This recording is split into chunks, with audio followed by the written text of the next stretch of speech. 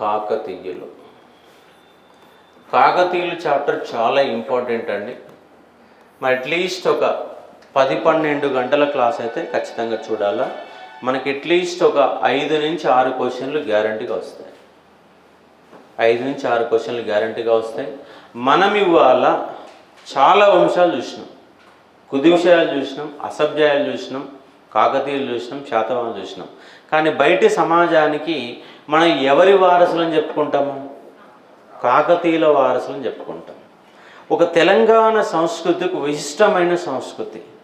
తెలంగాణలో బోనాల పండుగ ఉంది, తెలంగాణలో బతుకమ్మ ఉన్నది. తెలంగాణ కల్చర్ ఇస్ డిఫరెంట్ అని చెప్పుకుంటాం. ఆ తెలంగాణ కల్చర్కి ఆది పురుషులు ఎవరంటే కాకతీయులు. కాకతీయుల కాలంలోనే తెలంగాణ కల్చర్ నిర్మితమైంది అన్న ఒక పాయింట్ని మనం ఇక్కడ అవగాహన చేసుకునే ఒక ప్రయత్నం చేయాలి. ఇవాళ మొన్నటి వరకు టీఆర్ఎస్ గవర్నమెంట్ ఉంది. టీఆర్ఎస్ గవర్నమెంట్ ఒక స్కీమ్ ప్రవేశపెట్టింది. ఏం స్కీమ్ చెప్పండి? మిషన్ కాకతీయ. మిషన్ కాకతీయ అనే పేరు పెట్టారు. ఎందుకంటే కాకతీయుల కాలంలోనే మొట్టమొదటిసారిగా చెరువుల తవ్వకం, అది కూడా గొలుసుకట్టు చెరువుల తవ్వకం అని స్టార్ట్ అయింది. ఆ గొలుసుకట్టు చెరువుల తవ్వకం కారణంగా ఇవాళ ఉత్తర తెలంగాణ ఇవాళకి కూడా మేజర్ ప్రాజెక్టు లేకుండా అద్భుతమైన పంటలు పండుతూ ఉన్నాయి. వీళ్ళ కాలంలో ఉన్నటువంటి పెద్ద చెరువులను ఏమని పిలిచారంటే సముద్రాలు అని పిలిచారు. చెరువులను దేంతో పోల్చారు? సముద్రాలు అని పిలిచారు. కేసరి సముద్రం, జగత్ కేసరి సముద్రం, ఇలాంటి ఎన్నో పాకాల చెరువు ఉంది, పెద్ద పెద్ద చెరువులు ఉన్నాయి. కాబట్టి చెరువుల వ్యవస్థ చాలా ఇంపార్టెంట్ అనే అంశాన్ని ఇక్కడ అర్థం చేసుకునే ఒక ప్రయత్నం చేయవచ్చు. కాబట్టి కాకతీయులు అనగానే మనకి ఎక్కడ క్వశ్చన్లు పడితే సార్ అంటే ముందుగాల వీళ్ళకు పుట్టు పూర్వోత్తరాల పైన కూడా క్వశ్చన్లు వచ్చినాయి. పుట్టు పూర్వోత్తరాల పైన క్వశ్చన్లు పడ్డాయి. ఆ తర్వాత వీళ్ళకి సంబంధించి ఒక 15 శిలాశాసనాలు ఉంటాయి. ఇక్కడ శాసనాలు మొత్తం కూడా బట్టి పట్టాలి. ఇక్కడ బట్టి పట్టాల్సిన అవసరం లేదు, మనకి ఈజీగానే గుర్తుంటాయి. ఒక శిలాశాసనం చెప్పండి, ఏదైనా ప్రముఖమైన శిలాశాసనం పేరు చెప్పండి. బయ్యారం శిలాశాసనం. ఏముంది బయ్యారం శిలాశాసనంలో? వంశవృక్షం ఉంది. మాగల్లు శిలాశాసనం ఏం చెప్తుంది? కాకతీయ గుండెన కాకతీయ సామ్రాజ్యాన్ని స్థాపించాడు అని మాగల్లు శిలాశాసనంలో వివరాలు ఉన్నాయి. అలాగే రాణి రుద్రమాదేవి చనిపోయినటువంటి చందుపట్ల శిలాశాసనం ఉంది. అలాగే మహిళలకి ప్రసూతి సౌకర్యాలు కల్పించినటువంటి ఒక రాణి ఎవరంటే రాణి రుద్రమాదేవి ప్రసూతి సౌకర్యాలు ఏ శిలాశాసనం ఉంది? మల్కాపురం శిలాశాసనంలో ఉంది. విదేశీయులు అనేవాళ్ళు కాకతీయ సామ్రాజ్యంతో వ్యాపార సంబంధాలు చేసుకున్నప్పుడు వాళ్ళకు దొంగల భయం లేకుండా మీకు సంరక్షణ కల్పించబడుతుందని చెప్పే శిలాశాసనం మోటుపల్లి అభయ శిలాశాసనం, ద్రాక్షారామం శిలాశాసనం, చందుపట్ల శిలాశాసనం, బయ్యారం శిలాశాసనం, మాగల్లు శిలాశాసనం. దాంతోపాటుగా 1000 స్తంభాల గుడి నిర్మాణం జరిగిందన్నటువంటి హన్మకొండ శిలాశాసనం, గణపవరం శిలాశాసనం. ఇలా ఎన్నో శిలాశాసనాల్లో మనకు దాదాపుగా ఒక 15 శిలాశాసనాలు వస్తాయి. ఆ 15 శిలాశాసనాలలో వివరాల వీళ్ళకి సంబంధించిన కాన్సెప్ట్స్ ఉన్నాయి. కాబట్టి శాసనాలపైన క్వశ్చన్ రావడానికి ఆస్కారం ఉంటుంది. అలాగే సాహిత్య గ్రంథాలపైన క్వశ్చన్ రావడానికి ఆస్కారం ఉంటుంది. సాహిత్య గ్రంథాలపైన క్వశ్చన్ రావడానికి ఆస్కారం ఉంది. ఎక్కడ లేని విధంగా వీళ్ళ కాలంలో వచ్చే క్వశ్చన్ ఏంటంటే చెరువుల పైన క్వశ్చన్ వస్తుంది. ఏ చెరువు ఎవరు నిర్మించారు? చెరువుల పైన ఒక క్వశ్చన్ గ్యారంటీగా పడేటువంటి కాన్సెప్ట్. అలాగే వీళ్ళ కాలంలో ఆలయాల పైన క్వశ్చన్ వస్తుంది. ఆలయాల పైన ఇవాళ హైదరాబాదులో ఏం జరుగుతున్నాయి? ప్రపంచ అందగత్తెల పోటీలు జరుగుతూ ఉన్నాయి, మిస్ వరల్డ్ పోటీలు జరుగుతూ ఉన్నాయి, విశ్వసుందరి పోటీలు జరుగుతూ ఉన్నాయి. ఆ పోటీల కేంద్రం హైదరాబాద్ అయితే నిన్న ఆ విశ్వసుందరులంతా ఎక్కడున్నారు? నిన్న కాకతీయ సామ్రాజ్యంలో 1000 స్తంభాల గుడిని సందర్శించారు, రామప్ప టెంపుల్ సందర్శించారు. అక్కడ చూస్తూ ఉన్నారు. వాళ్ళు ఏం కట్టుకున్నారు? మరి శారీస్ కట్టుకొని పోయారు. చెవులకు ఏం పెట్టుకున్నారు? గంటిలు పెట్టుకున్నారా? తెలుసా గంటిలు అంటే? పెద్దగా లోలాకులు అంటారా? ఏమంటారమ్మా? బుట్టాలు, దిద్దులు, లోలాకులు, గంటీలు, చక్రాలు, ఇంకేముంటాయి, ఇంకా జూకాలు,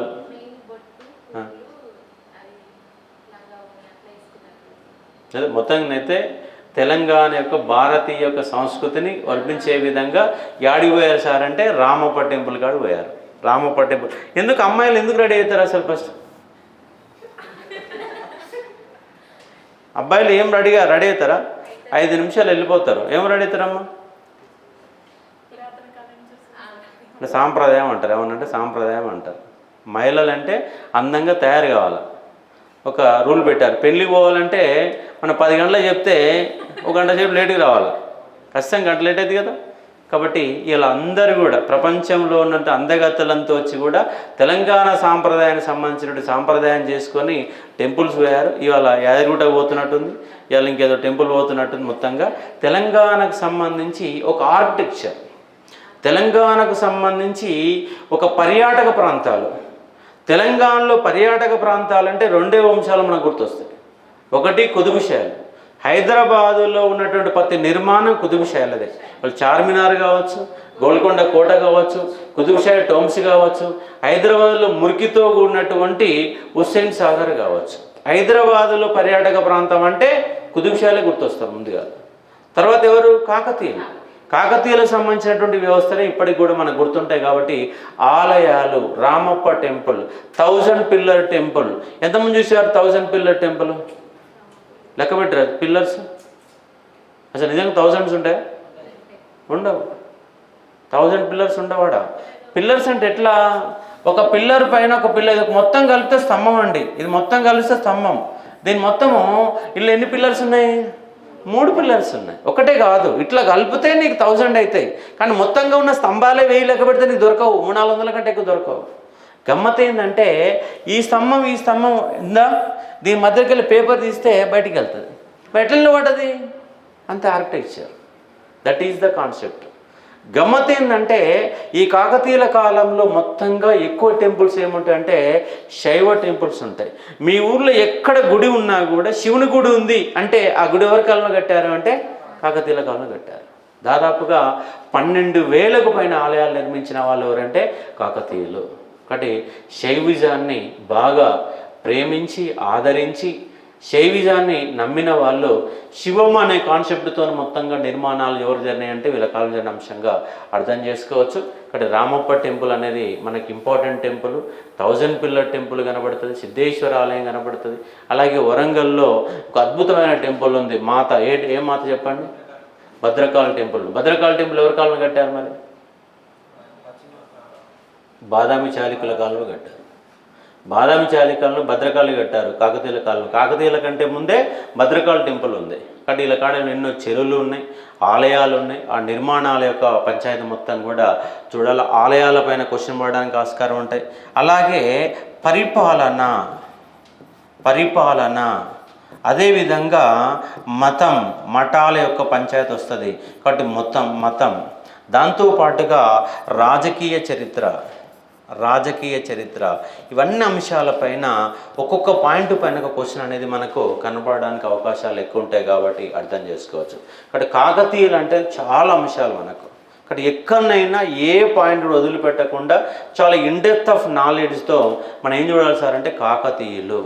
మరి కాకతీయులు అనే పేరు ఎట్లా వచ్చిందంటే కాకతీయ అనే పేరు మీద కాకతీయ ఎవరు? జైన దేవత. కాకతీయ ఎవరు? దుర్గాదేవి. కాకతీయ ఎవరు? గ్రామీణ దేవత. కాకతీయ ఏంటి? ఒక గ్రామం పేరు. కాకతీయ అనే గ్రామం పెళ్ళి కాకతీయ అనే పేరు వచ్చిందని కొందరు చెప్తారు. లేదు కాకతీయ అనేక విగ్రహ స్థాపన గురించి ఉంది కాబట్టి కాకతీయ అనేక కుష్మాండిని వాళ్ళు కొలిచారు కాబట్టి కాకతీయులు అనే పేరు వచ్చిందని చెప్పేసి చెప్తా ఉన్నారు. కాబట్టి ఏదైనా మొత్తంగా కాకతీయుల వారసులుగా తెలంగాణ సమాజం ఇవాళ చెప్పుకుంటా ఉంది. గొలుసుకట్టు చెరువులు ఉన్నాయి. ఇవాళ తీగల వంతెన ఎక్కడుంది? కాకతీయులు లక్నవరం చెరువు పైన తీగల వంతెన ఉంది. లక్నవరం చెరువు పైన తీగల వంతెన ఉంది. దాని పక్కన చిన్న ఒక ద్వీపం ఉంటుంది, ఐలాండ్ ఉంటుంది. ఐలాండ్కి ఇక్కడికి మొత్తంగా బోటు ప్రయాణం కూడా మనకు కొనసాగుతూ ఉంటుంది. మొత్తంగా ఎన్నో అంశాలు. సమ్మక్క సారక్క జాతర యొక్క ఔన్నత్యం. వాళ్ళ వరంగల్, వాళ్ళ హైదరాబాద్ తర్వాత అత్యధికంగా పర్యాటకులు పోయే జిల్లా ఏంటంటే వరంగల్ జిల్లా. అత్యధిక పర్యాటకులు మనం ఇక్కడ వరంగల్లో పోతాం. రామప్ప టెంపుల్, 1000 పిల్లర్ టెంపుల్, తీగల వంతెన, దాంతోపాటు ఇంకేం చూస్తారు అక్కడ ఏంటి పోయి 22 గుళ్ళు ఉంటాయి. గణపురం గుళ్ళు ఇవాళ పేపర్లు ఇచ్చారు. ఏం నడుస్తుంది వరంగల్ జిల్లాలో, పూర్వ వరంగల్ జిల్లాలో ఇవాళ ఏం స్టార్ట్ కాబోతున్నాయి? సరస్వతి పుష్కరాలు స్టార్ట్ కాబోతున్నాయి. సరస్వతి పుష్కరాలు ఎక్కడ? కాళేశ్వరం అంటే ఏ జిల్లాలో ఉంది? ఇవాళ జయశంకర్ భూపాలపల్లి జిల్లాలో, అంటే పూర్వ వరంగల్ జిల్లాలో ఇవాళ సరస్వతి పుష్కరాలు కూడా మొదలు కాబోతా ఉన్నాయి. ఆ సరస్వతి పుష్కరాల సందర్భంగా మీరు ఏ ప్రాంతాలను చూడొచ్చు అని చెప్పేసి పొద్దుగాల ఈనాడు పేపర్లో ఒక చిన్న ఆర్టికల్ రూపంలో రాయడం జరిగింది. ఇవన్నీ కూడా టెంపుల్స్, ఒకటి ఇవన్నీ కూడా టెంపుల్స్కి నిలయంగా కొనసాగేటటువంటి ఒక జిల్లా ఏంటంటే వరంగల్ జిల్లా. ఆ ఓరుగల్లు కేంద్రంగా, హన్మకొండ కేంద్రంగా పరిపాలన చేసినటువంటి రాజులు ఎవరంటే కాకతీయులు. దాదాపుగా 1000 నుంచి 1323 వరకు దాదాపు 300 సంవత్సరాల పైగా పరిపాలన చేసి అటు ఆంధ్రని, ఇటు రాయలసీమని, ఇటు తెలంగాణ కేంద్రంగా పరిపాలన చేసి తెలుగు ప్రాంతాన్ని ఏకం చేసినట్టు రెండో వంశం ఏందోరంటే కాకతీయులు. మొదటిసారిగా తెలుగు ప్రాంతాలు మొత్తం ఐక్యం చేసి పరిపాలన చేసిన వాళ్ళు ఎవరంటే శాతవాహనులు. ఆ తర్వాత కాకతీయులు. ఆ తర్వాత తెలుగు ప్రాంతాలని ఉమ్మడిగా పరిపాలన చేసిన వాళ్ళు ఎవరంటే కుతుబ్-షాహీలు. ఆ తర్వాత మొత్తం తెలుగు ప్రాంతాలను ఉమ్మడిగా పరిపాలన చేసిన వాళ్ళు ఎవరంటే అసఫ్-జాహీలు. కాబట్టి ఈ 4 వంశాల కాలంలో ఈక్ష్వాకులు చూశారు. ఎంత ఉంటుంది? జస్ట్ మహబూబ్ నగర్, నల్గొండ ప్రస్తావన మాత్రమే ఉంటుంది, మిగతాది ఉండదు. విష్ణుకుండులు ఉన్నారు. రాయలసీమ ప్రాంతం యొక్క ప్రస్తావన నీకు కనపడదు. తెలంగాణలో ఉత్తర తెలంగాణ వరకు మాత్రమే కొంత వస్తుంది. వేములవాడ చాళుక్యులు కేవలం ఉత్తర తెలంగాణలో మాత్రమే కనబడుతున్న సందర్భాలు. కాబట్టి కొంత ప్రాంతాలను పరిపాలన చేశారు. కానీ మొత్తంగా తెలుగు నేలను ఏలినటువంటి వాళ్ళు ఎవరంటే ఓరుగల్లు కాకతీయులు. కాకపోతే మనకు ఈ యొక్క తెలుగు అకాడమీ పుస్తకాల్లో కానీ, చరిత్ర పుస్తకాల్లో కానీ కాకతీయుల యొక్క ప్రస్థానం చాలా తక్కువ కనబడుతుంది. విజయనగరం యొక్క ప్రస్థానం చాలా గొప్పగా కనబడుతుంది. భారతదేశ చరిత్రలోనే అత్యధిక ఎక్కువ కాలం పరిపాలించిన ఒక రాజు ఎవరంటే గణపతి దేవుడు. ఏకకాలంలో 63 సంవత్సరాల పాటు కాలం పరిపాలన చేశారు. మీకు ఎవరైనా కనపడతారు చెప్పండి? 63 సంవత్సరాలు పరిపాలన చేసిన వాళ్ళు ఎవరు ఉన్నారా? ఔరంగజేబు ఎంతకాలం పరిపాలన చేసిండు? ఔరంగజేబు 42-7 ఎంత 49 ఏళ్ళ పరిపాలన చేసి ఔరంగజేబు యొక్క పరిపాలన కాలం కేవలం 49 సంవత్సరాలు. కానీ ఈయన పరిపాలన చేసింది 63 సంవత్సరాలు. అదే మీకు శ్రీకృష్ణదేవరాయల యొక్క పరిపాలన కాలం ఎంత? 1509 నుంచి 1529 వరకు మాత్రమే, 29 వరకు మాత్రమే పరిపాలన చేశారు. కానీ చరిత్రలో విజయనగర సామ్రాజ్యమైనటువంటి శ్రీకృష్ణదేవరాయలని పతాక స్థాయిలో చూపించే ఒక ప్రయత్నం చేశారు. మరి శ్రీకృష్ణదేవరాయల కంటే ఏమైనా తక్కువ విజయాలు సాధించిండా? ఎవరు? గణపతి దేవుడు అంటే అంతకంటే ఎక్కువ విజయాలు సాధించిండు.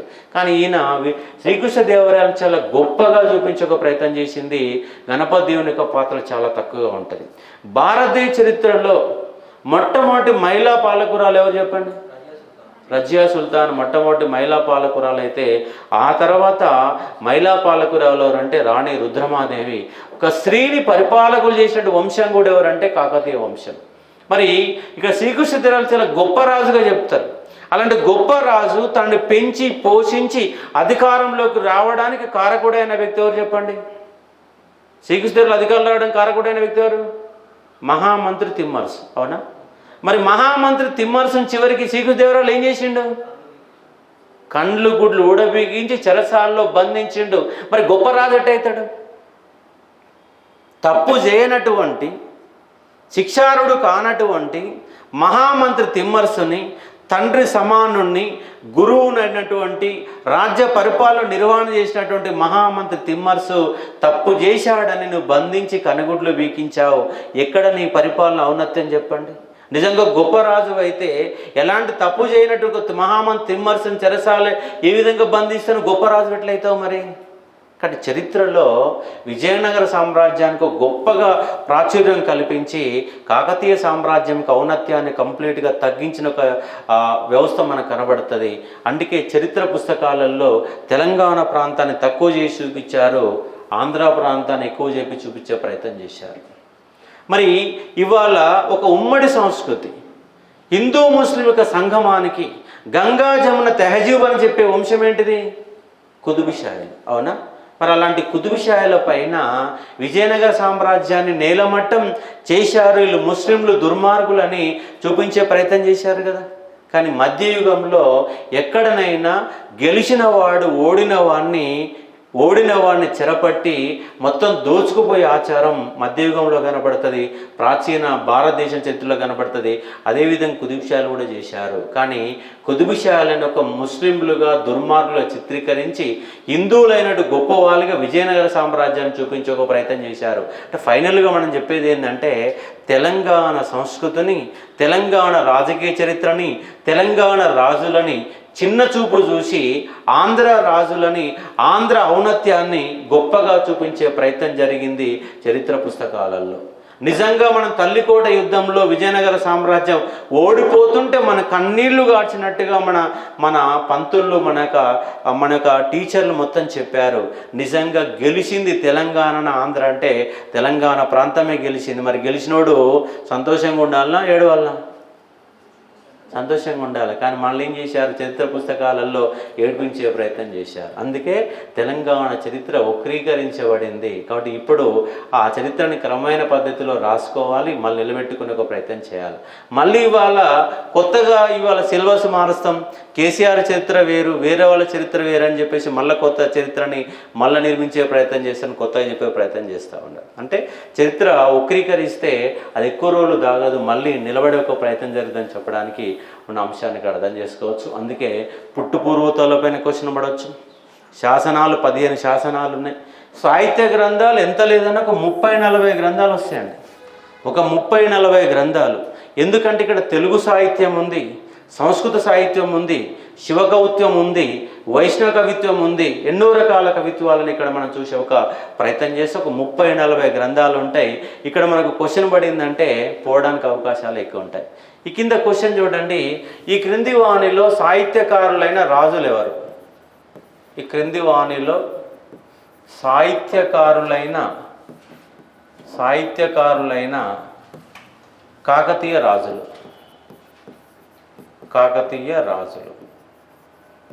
ఎవరు ఉన్నారు చెప్పండి. ఏ రెండవ ప్రోళరాజు,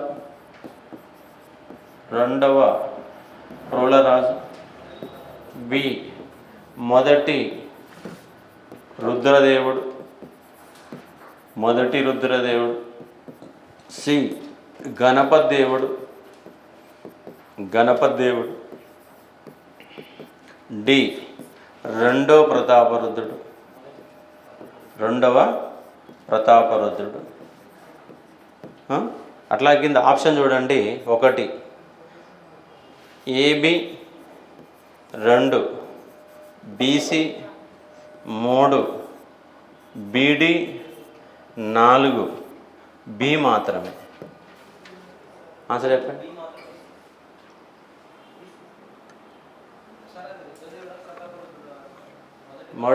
మొదటి ప్రతాపరుద్రుడు, మొదటి రుద్రదేవుడు ఒకటే. రుద్రదేవుడు రేచల్ల రుద్రుడు వేరు, మొదటి రుద్రదేవుడు వేరు. ఎవరెవరు ఉన్నారు?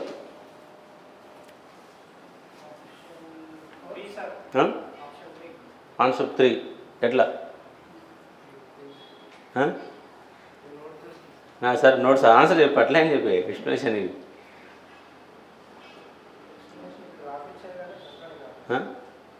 ఎవరు రాపించిన? అవును,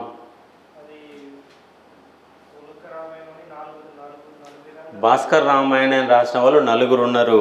ఆ 4లో ఎవరు? ఉలిక్కి భాస్కరుడు, మల్లికార్జున భట్టు, కుమార రుద్రదేవుడు, అయ్యలార్యుడు. మరి కుమార రుద్రదేవుడు ఎవరు? రెండవ ప్రతాపరుద్రుడు. అంటే రెండవ ప్రతాపరుద్రుడు దేంట్లో పాల్పంచుకున్నాడు? భాస్కర్ రామాయణంలో పాల్పంచుకున్నాడు. అంటే ఆయన కూడా ఒక కవినే కదా. మీకు క్వశ్చన్ ఏమి ఇచ్చాము ఇక్కడ? క్రింది వారిలో సాహిత్యకారులైన కాకతీయ రాజులు ఎవరెవరు వస్తారు? ఇప్పుడు మొదటి రుద్రదేవుడు ఏం రాసిండు? నీతిసారం రాసిండు. అలాగే ఈయనేం రాసిండు? భాస్కర్ రామాయణంలో ఉన్నద్ద వ్యక్తి ఎవరంటే రెండవ ప్రతాపరుద్రుడు.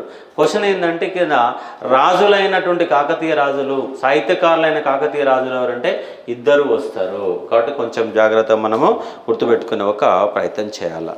కాబట్టి వీళ్ళ కాలంలో చాలా అంశాలు మనకు చూసే ఒక ప్రయత్నం చేయాలా. అయితే వీళ్ళకి సంబంధించినటువంటి కొన్ని ప్రాథమిక అంశాలను చూసే ఒక ప్రయత్నం చేద్దాం. కాకతీయులు ప్రాథమిక అంశాలు. కాకతీయులు ప్రాథమిక అంశాలు.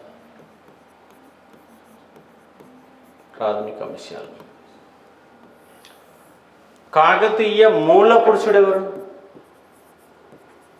మూల పురుషుడు ఎవరు? వెన్నమాత్యుడు. ఎవరు? వెన్నమాత్యుడు అనే వ్యక్తి కాకతీయ మూల పురుషుడుగా ఆహ్వానం చేసుకోవచ్చు.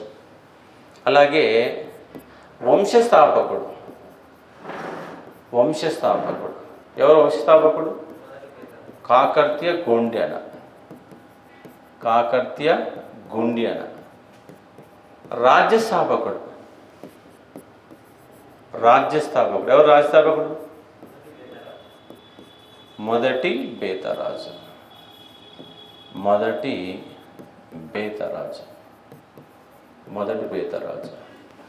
గొప్పవాడు.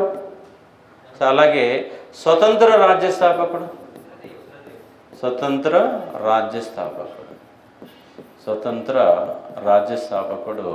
మొదటి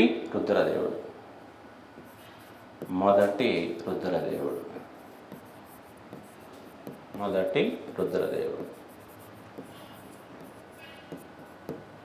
అలాగే గొప్పవాడు ఎవరు? గణపతి దేవుడు. అలాగే చివరివాడు రెండవ ప్రతాపరుద్రుడు.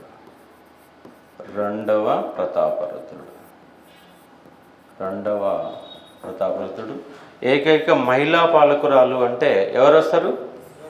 రాణి రుద్రమాదేవి. ఇక్కడ ఇవన్నీ పాయింట్స్ కూడా బేసిక్ గుర్తుపెట్టుకోండి. అంటే ఇక్కడ వంశస్థాపకుడు అన్నప్పుడు కాకర్త్య గుండెన, మూల పురుషుడు అంటే వెన్నమాత్యుడు, అలాగే రాజ్యస్థాపకుడు అంటే మోడిబేతరాజు. ఇలాంటి పాయింట్స్ మీకు ఎక్కడ కూడా కనపడవు. ఓన్లీ కాకతీయులో మాత్రమే కనపడడానికి ఆస్కారం ఉంది. కాకతీయుల కాలంలో మాత్రమే కనపడడానికి ఆస్కారం ఉంది కాబట్టి అర్థం చేసుకోవచ్చు. వీళ్ళ అధికార భాష ఏంటి? కాకతీయుల అధికార భాష ఏంటి? సంస్కృతమా తెలుగు? అధికార భాష మాతృభాష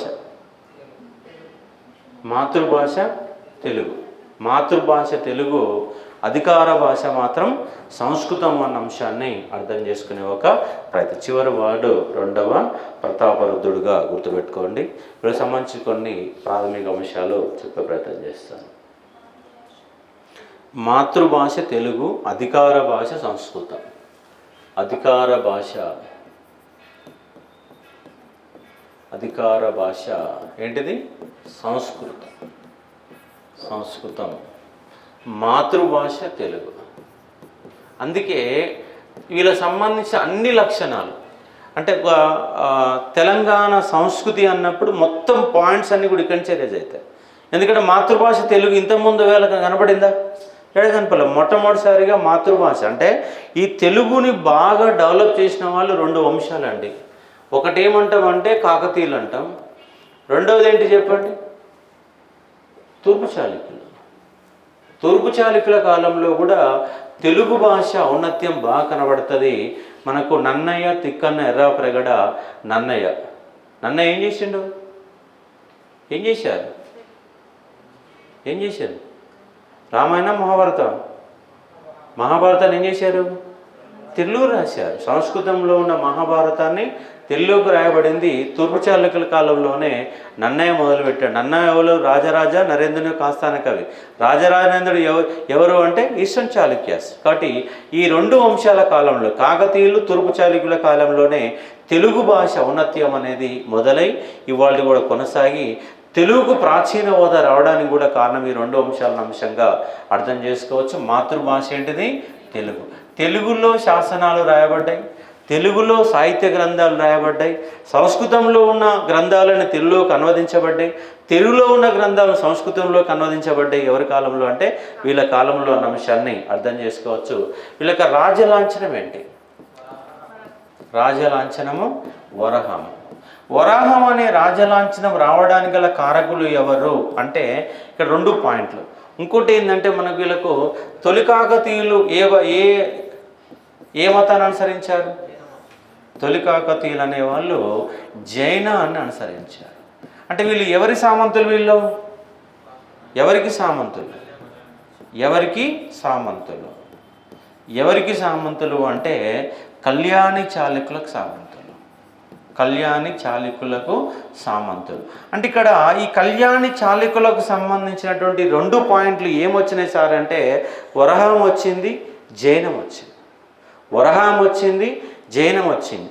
ఎందుకంటే కళ్యాణి చాళుక్యులు సామంతులు ఎవరు అన్నప్పుడు కళ్యాణి చాళుక్యులకు సామంతులు ఎవరు అంటే ముగ్గురండి. ఎవరెవరు? ముగ్గురు. ఒకటేంటిది? యాదవులు, హోయసాలులు, కాకతీయులు. ఈ ముగ్గురు కూడా ఎవరికి సామంతులు అంటే కళ్యాణి చాళుక్యులకు సామంతులు. కళ్యాణి చాళుక్యులు ఎవరికి సామంతులు?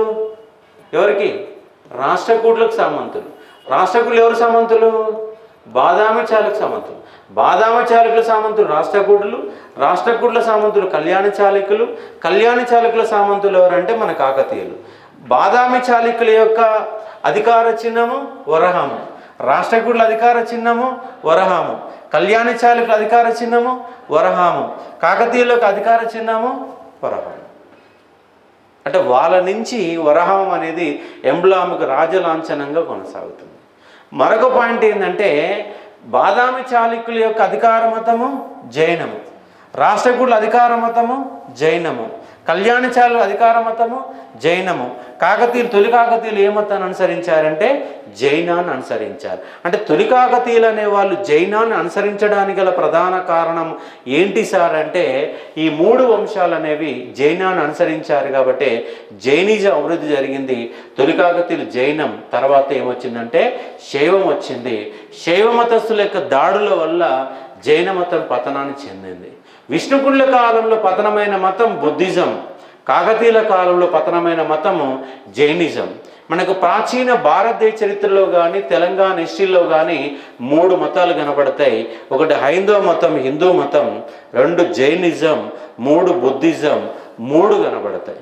ఏన్షియంట్ ఇండియన్ హిస్టరీలో తీసుకున్నా తెలంగాణ తీసుకున్న మనకు కనపడే 3 మతాలు. మధ్యయుగం వచ్చేసరికి ఎవరు స్టార్ట్ అయ్యారు సారు అంటే మనకు ఇస్లాం అనేది స్టార్ట్ అయింది. 1వ శతాబ్దంలోనే ఏం స్టార్ట్ అయిందంటే మనకు క్రిస్టియానిటీ స్టార్ట్ అయింది. కానీ క్రిస్టియన్ యొక్క ప్రభావము భారతదేశంలో చాలా తక్కువ, ఇస్లాం ప్రభావం భారతదేశంలో ఎక్కువ. మధ్యయుగం మొత్తం కూడా ఇస్లాం పరిపాలన ఉంది కదా. ఢిల్లీ సుల్తాన్లు కానీ, మొఘలైస్ కానీ, బహుమనీలు కానీ, కుతుబిషయాలు కానీ ఎంత కూడా మనకి ఇస్లాం ప్రభావం అనేది కనబడతాయి కాబట్టి అర్థం చేసుకోవచ్చు. ఎవరికి సామంతులు అంటే కళ్యాణి చాళుక్యులకు సామంతులు. మరొక పాయింట్ ఏంటంటే ఈ కాకతీయులకి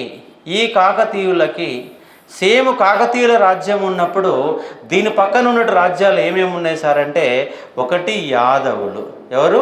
యాదవులు, 2 హోయసాలులు, అలాగే పాండ్యులు, అలాగే కాకతీయులు. ఈ దక్షిణ భారతదేశంలో ఏకకాలంలో మనకు కనపడే వంశాలు ఈ 4 అన్న అంశాన్ని అర్థం చేసుకునే ఒక ప్రయత్నం చేయవచ్చు. మీరు ఇంతకుముందు కనుక ఇండియన్ హిస్టరీ కనుక మీరు చూసి ఉంటే మనకు ప్రతిసారి ఒక క్వశ్చన్ పడేది, కంపల్సరీ క్వశ్చన్ పడేది. ఏం క్వశ్చన్ పడుతుంది సార్ అంటే ఇక్కడ ఉన్న వాళ్ళు ఎవరు? మహారాష్ట్ర ప్రాంతం అంటే యాదవులు, ఇక్కడ కర్ణాటకలో ఎవరున్నారంటే హోయసాలులు, తెలంగాణలో అండ్ ఆంధ్రాలో ఎవరున్నారంటే కాకతీయులు, ఇక్కడ తమిళనాడు ప్రాంతంలో ఎవరున్నారంటే పాండ్యులు. కాబట్టి యాదవులు, హోయసాలులు, కాకతీయులు, అలాగే పాండ్యులు. ఇప్పుడు చూద్దాం. యాదవుల రాజధాని ఏంటి? దేవగిరి. యాదవుల రాజధాని దేవగిరి. హోయసాల రాజధాని ద్వారా సముద్రం. అదేవిధంగా పాండ్యుల రాజధాని మదురై. ఏంటిది? మదురై. కాకతీయుల రాజధాని పోర్గల్లు. మీరు ఇండియన్ హిస్టరీలో కనుక ఇంతకుముందు ప్రీవియస్ బిట్లు కనుక తీస్తే ఈ 4 రాజ్యాల యొక్క క్యాపిటల్ సిటీస్ ఖచ్చితంగా క్వశ్చన్ అడిగేవారు. అది బేసిక్ క్వశ్చన్. ఇప్పుడు ఆ స్థాయిలో అడుగుతలేదు, ఇంకా డెప్త్గా పెరిగిపోయిన సందర్భాలు మనకు కనబడతాయి. అంటే దక్షిణ భారతదేశంలో ఈ 4 అంశాలు, ఈ 4 అంశాలపైన దండయాత్రలు చేసి ఈ 4 అంశాలపైన కప్పాన్ని వసూలు చేసిన వాళ్ళు ఎవరంటే ఢిల్లీ సుల్తానులు. ఎవరు? ఢిల్లీ సుల్తాన్లు. కాబట్టి ఈ 4 రాజ్యాల్లోని దండయాత్రలకు గురైనాయి. ఈ గమ్మత్ ఏంటంటే ఈ 4 మధ్య పడక, యాదవుల మధ్య కాకతీయుల మధ్య ఎప్పుడు యుద్ధాలు, యాదవుల మధ్య హోయసాల మధ్య యుద్ధాలు, కాకతీయుల హోయసాల మధ్య యుద్ధాలు, కాకతీయులు పాండ్యుల మధ్య యుద్ధాలు. వీళ్ళు కొట్లాడుకుంటే పైకెళ్ళి పైనోడు వచ్చిండు. వాడెవడంటే ఢిల్లీ సుల్తాన్లు వచ్చారు. మొట్టమొదటిసారిగా దక్షిణ భారతదేశంలో ఈ 4 రాజ్యాలలో ఢిల్లీ సుల్తాన్ల యొక్క దాడులను ఎదుర్కొన్నటువంటి రాజ్యం ఏంటిది? యాదవులు. యాదవ రామచంద్ర దేవుడి కాలంలో 1296లో అల్లావుద్దీన్ ఖిల్జీ అనేవాడు మొట్టమొదటిసారిగా దండయాత్రకు వచ్చిన అంశాన్ని ఇక్కడ మీరు అవగాహన చేసుకునే ఒక ప్రయత్నం చేయవచ్చు. కాబట్టి సౌత్ ఇండియన్ కంట్రీస్ 4 ఉన్నాయి. దీనికంటే ముందు మీకు ఇంతకుముందు చెప్పాను. ఏం చెప్పినాము? ఇది ఒక ఈ ప్యాటర్న్. ఇక్కడ 1000 to 13th century మధ్య 1000 నుంచి 1300 సంవత్సరాల మధ్య మనకున్నటువంటి వంశాలు ఏమున్నాయంటే ఈ 4 వంశాలు ఉన్నాయి. దీనికంటే ముందేమొచ్చినాయి చెప్పినాయి కదా, బాదామి చాళుక్యులు, రాష్ట్రకూటులు, కళ్యాణ చాళుక్యులు. అది ఇంతకుముందు ఆ బొమ్మ రూపంలో చూపించారు, మీకు గుర్తుందా? మర్చిపోయారా? అదే మెయిన్ ఇంపార్టెంట్. అది మీకు మైండ్లో కనుక ఉంటే తర్వాత క్వశ్చన్లు కనుక ఆన్సర్ తెలియకపోయినా మనం ఆన్సర్ చేయడానికి అవకాశాలు ఉంటాయి. కాబట్టి కాకతీయులు పరిపాలనలో ఉన్నప్పుడు వాళ్ళకు సైమంటెన్స్గా ఉన్న రాజ్యాలు ఏం రాజ్యాలు అంటే ఈ 4 రాజ్యాలు అన్న ఒక పాయింట్ని మీరు ఇక్కడ అర్థం చేసుకునే ఒక ప్రయత్నం చేయవచ్చు. అయితే ఇక్కడ వీళ్ళ గురించి కనుక మనం చూసినప్పుడు వీళ్ళు ఏ కులానికి సంబంధించిన వాళ్ళు అన్నప్పుడు ఎవరు సార్? వీళ్ళు శూద్రులుగా చెప్పబడ్డారు. శూద్రులుగా చెప్పబడిన వాళ్ళు ఎవరంటే కాకతీయులు. క్షత్రియులు అంటే కాదు, వీళ్ళు శూద్రులు అని చెప్పబడిన అంశంగా అర్థం చేసుకునే ఒక ప్రయత్నం చేయవచ్చు. వీళ్ళ యొక్క రాజ్యలాంఛనం ఏమని పిలిచాము? ఏంటిది? గుర్తుపెట్టుకోవాలి, క్వశ్చన్ చాలా ఇంపార్టెంట్. ఇప్పటి వరకు మనకి ఏమి రాజ్యలాంఛనాలు వచ్చినాయి? ఏమొచ్చినాయి? సూర్యుడు వచ్చింది, సూర్యుడు, సింహం, పంజా ఎత్తిన సింహం, సింహము పంజా ఎత్తిన సింహం. మళ్ళీ ఏమొచ్చింది? కంటకహారం వచ్చింది, కంటకహారం వచ్చింది. తర్వాత ఏమొచ్చింది? వరహం వచ్చింది. ఇప్పుడు చెప్పగలుగుతారు కదా, ఎవరు ఎంబ్లమ్ సింబల్ ఎవరు అని చెప్తారు కదా, క్లాస్ అంటే చెప్తారు, వినకపోతే చెప్పలేరు. కాబట్టి ఇవన్నీ బేసిక్ క్వశ్చన్. ఇలాంటి బేసిక్ క్వశ్చన్లు మనకు ఒక 20% వరకు పడతాయి కాబట్టి కొంత గుర్తుపెట్టుకునే ఒక ప్రయత్నం చేస్తాం. వరహం ఏంటిది? వైష్ణవమా శైవమా? వరహం ఏంటిది? వైష్ణవం. వైష్ణవం అంటే విష్ణు యొక్క దశావతారాలు మొత్తం ఏమంటామంటే ఏం పిలుస్తాము? వైష్ణవంగా మనం పిలుస్తాం. అయితే వీళ్ళ కాకతీయుల కాలంలో ఒక ప్రత్యేకత ఏముందంటే త్రికూట ఆలయాలు ఉన్నాయి. వీళ్ళ యొక్క ప్రత్యేకత ఏంటివి? త్రికూట ఆలయాలు. త్రికూట ఆలయాలు, త్రికూట ఆలయాలు. ఇక్కడ క్వశ్చన్ ఏంటంటే మన 1000 పిల్లర్ టెంపుల్ ఉంది. 1000 పిల్లర్ టెంపుల్లో త్రికూట ఆలయం, అదొక త్రికూట ఆలయం. మరి ఏ దేవుళ్ళు ఉన్నారు? త్రికూట ఆలయం అంటే ఏం చెప్పండి? ఏ దేవుళ్ళు ఉంటారు? బ్రహ్మ, విష్ణు, మహేశ్వరుడు. అంతేనా? కాదా? త్రికూట ఆలయం అంటే ఏంది? కరెక్టా కాదా? చెప్పండి. బ్రహ్మ విష్ణు ఏమంటారు? త్రిమూర్తులు అంటాం కదా. మరి త్రికూట ఆలయాలు అంటే ఈ ముగ్గురేనా? కాదు. ఈ బ్రహ్మని రౌండప్ చేసేసి ఏం రాసుకోవాలా? సూర్యుడు రాసుకోవాలి. కాబట్టి మీరు మళ్ళీ బట్టి పట్టొద్దు. కాబట్టి ఇక్కడ ఏమున్నాయి? త్రిమూర్తులు అంటే తెలుసు కదా మీకు. త్రిమూర్తులు అంటే ఎవరికైనా తెలుసు కదా. కాబట్టి త్రిమూర్తులలో బ్రహ్మను పక్కన పెట్టి ఏం రాసుకుందాము? సూర్యుని రాసుకుందాం. 1000 పిల్లర్ టెంపుల్ ఎంతమంది చూసిరు? ఆడ చూసిరా? ముగ్గురు దేవుళ్ళు ఉన్నారా? లేరు. సూర్యుని ఎప్పుడు ఎత్తుకపోయారు? వాళ్ళు దొంగలు ఎత్తుకపోయారు. నేను అడిగిన సూర్యుని ఇదే అంటే సూర్యుడు విగ్రహం ఏదంటే విగ్రహాలు ఎప్పుడు ఎత్తుకపోయారు అని చెప్పిండు. ఎప్పుడు ఎత్తుకపోయారు? కాకతీయుల కాలం ఎత్తుకపోయారు. సూర్యుడి బొమ్మ లేదు, ఆడ గుడి ఉంది, ఆ గుడిలో దేవుడు లేడు. 1000 పిల్లర్ టెంపుల్లో 3 గుళ్ళు ఉంటాయి కదా, 3 గుళ్ళు ఉంటాయి, కానీ 3 గుళ్ళల్లో సూర్యుని బొమ్మ లేదు, ఆడ ఎత్తుకపోయారు. కానీ ఆడ అడిగాను మొన్ననే లాస్ట్ 1 ఇయర్ ప్రకారము మరి సూర్యుని యొక్క విగ్రహం ఏంటంటే లేదు, ఎత్తుకపోయారని చెప్పారు. గుడి మాత్రం ఉంది కానీ దేవుడు అలా అయితే లేడు. కాబట్టి త్రికూట ఆలయ వ్యవస్థ ఎవరి కాలంలో వచ్చింది? ఎవరి కాలంలో వచ్చింది? కాకతీయుల కాలంలో త్రికూట ఆలయాలు. ఇది ప్రీవియస్ క్వశ్చనే, బేసిక్ క్వశ్చనే. ఇవన్నీ కూడా బేసిక్ క్వశ్చన్లు అన్న అంశాన్ని ఇక్కడ మీరు అర్థం చేసుకునే ఒక ప్రయత్నం చేయవచ్చు. మరి వీళ్ళకి సంబంధించినటువంటి మెయిన్ ఇంపార్టెంట్ కాన్సెప్ట్ ఏంటంటే తొలి కాకతీయులు జైనం, గుర్తుపెట్టుకోవాలి. తొలి కాకతీయులు జైనం, మలి కాకతీయులు శైవం. జైనము శైవం, ఈ 2 పాయింట్లని గుర్తుపెట్టుకోండి. శూద్రులు అన్న అంశాన్ని ఇక్కడ అవగాహన చేసుకోవచ్చు. వరహం అనేది వీళ్ళొక రాజ్యలాంఛనంగా ఉంది. ఎవరికి సామంతులు అంటే కళ్యాణి చాళుక్యులకు సామంతులు అన్న అంశాన్ని ఇక్కడ అర్థం చేసుకునే ఒక ప్రయత్నం చేయవచ్చు. అయితే ఇక్కడ కాకతీయ రాజులు ఉన్నారు, మనకు బేసిక్ క్వశ్చన్ వస్తుంది. మొత్తంగా కాకతీయుల రాజులలో తొలి కాకతీయులు, మలి కాకతీయులు, తొలి కాకతీయులు, మలి కాకతీయులు.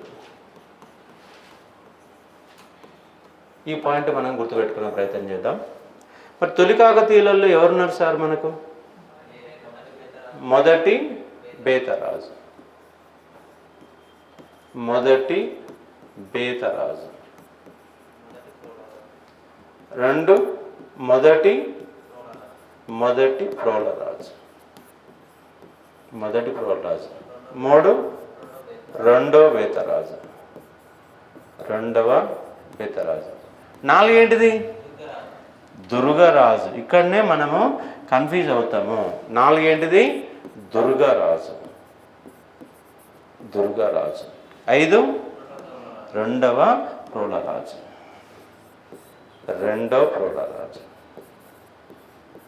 మన గతంలో వచ్చిన ప్రీవియస్ బిట్ అంటే గ్రూప్ 2 స్థాయిలో రాకపోవచ్చు, రేపు జీపీఓ ఎగ్జామ్ రాస్తారు.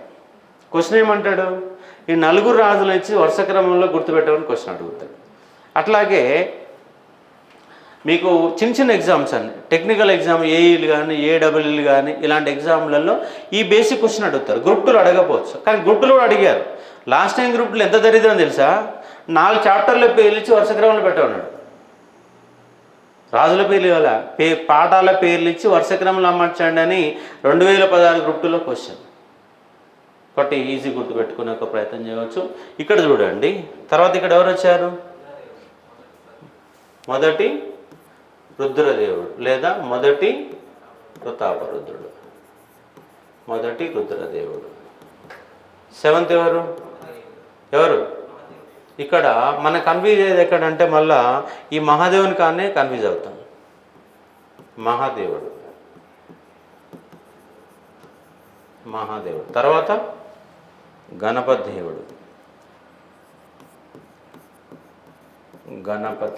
దేవుడు. తర్వాత ఎవరు? రాణి రుద్రమాదేవి. నెక్స్ట్ రెండో ప్రతాపరుద్రుడు. ఓకే, ఇంతవరకు బాగానే ఉంది మిత్రమా. అప్పుడు నోట్స్ మూసేసి ఇలా కాలాలు చెప్పు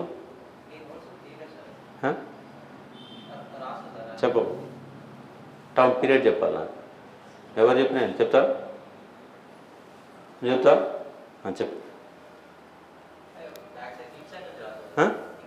ఇక్కడి నుంచి కిందికి వెళ్ళొస్తా, అట్టే చెప్తావు, పైకి వెళ్ళి చెప్పాలి. కానీ ఇట్లయితే ఈజీగా వస్తా. ఇక్కడి నుంచి చెప్పు. మళ్ళీ ఆడ 1000 నుంచి 1052.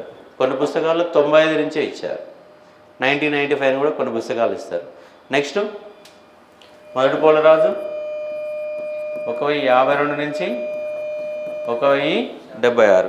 ఇదేమంటుందా మొత్తుకుంటుంది ఎందుకు? 1076 నుంచి 1108, 1108 నుంచి 1116, 1116 నుంచి 1157. ఇక్కడ చూడండి, మొదటి రుద్రదేవుడు 1157 నుంచి 1162, 1162 నుంచి 1195. ఏంటి ఈయనకు 2 సంవత్సరాలు ఉన్నాయి. ఇక్కడనేమో సామంతుడు, ఈ టైం పీరియడ్ ఏంటంటే సామంతుడు, ఇక్కడ ఇండిపెండెంట్ స్వతంత్ర రాజ్య స్థాపకుడు. ఇక్కడ ఏం చెప్పాము, ఇక్కడ స్వతంత్ర రాజ్యస్థాపకుడు ఎవరని చెప్పాము, ఇక్కడ మొదటి రుద్రదేవుడు. ఎప్పుడు స్వతంత్రం ప్రకటించుకున్నాడు? 1163 సంవత్సరంలో ఇండిపెండెంట్ రాజుగా మారాడు. 1162 లేదా 63లో ఇండిపెండెంట్ రాజుగా మారాడు. మహాదేవుడి పీరియడ్ ఎంత? 95 to 99. 1199 నుంచి 1262, 1263 నుంచి 89 వరకు, 1289 నుంచి 1323 వరకు. వీళ్ళని ఏమంటామంటే తొలికాకతీయులు అంటాం, వీళ్ళని ఏమంటామంటే మలికాకతీయులుగా మనం పిలుస్తాం. కాబట్టి ఈ యొక్క టైం పీరియడ్ని కూడా మీరు ఈజీగా గుర్తుపెట్టుకునే ఒక ప్రయత్నం చేయాలి. మొదటి బేతరాజు, మొదటి ప్రోలరాజు, రెండవ పోలరాజు, రెండవ బేత తర్వాత రెండవ పోల కూడా మధ్యలో ఎవరు ఉన్నారు? దుర్గారాజు అనే వ్యక్తి ఉన్నట్టు అంశంగా అర్థం చేసుకోవచ్చు. మరి మొట్టమొదటిసారిగా వెన్నమాత్యుడు అంటున్నాం. వెన్నమాత్యుడి తర్వాత బేతియ, ఎరియ, కాకర్తియ, గుండెన. వెన్నమాత్యుడు, గుండియ, ఎరియ, బేతియ. ఆ బేతియ తర్వాత కాకర్తియ, గుండెన వచ్చాడు. ఆ తర్వాత మొదటి బేతరాజు ఒక మొట్టమొదటి రాజ్యస్థాపకుడు అన్న అంశంగా అవగాహన చేసుకునే ఒక ప్రయత్నం చేయవచ్చు. గుర్తుపెట్టుకోవాలి బేసిక్స్ అన్నీ. ఓకే, నెక్స్ట్ మనం చూసేది వీళ్ళ కాలంలో ఉన్నటువంటి ఆధారాలని చూసే ప్రయత్నం చేద్దాం. ఆధారాలలో శిలాశాసనాలు అనే పాయింట్ రాసుకోండి. శిలాశాసనాలు, శిలాశాసనాలు, శిలాశాసనాలు.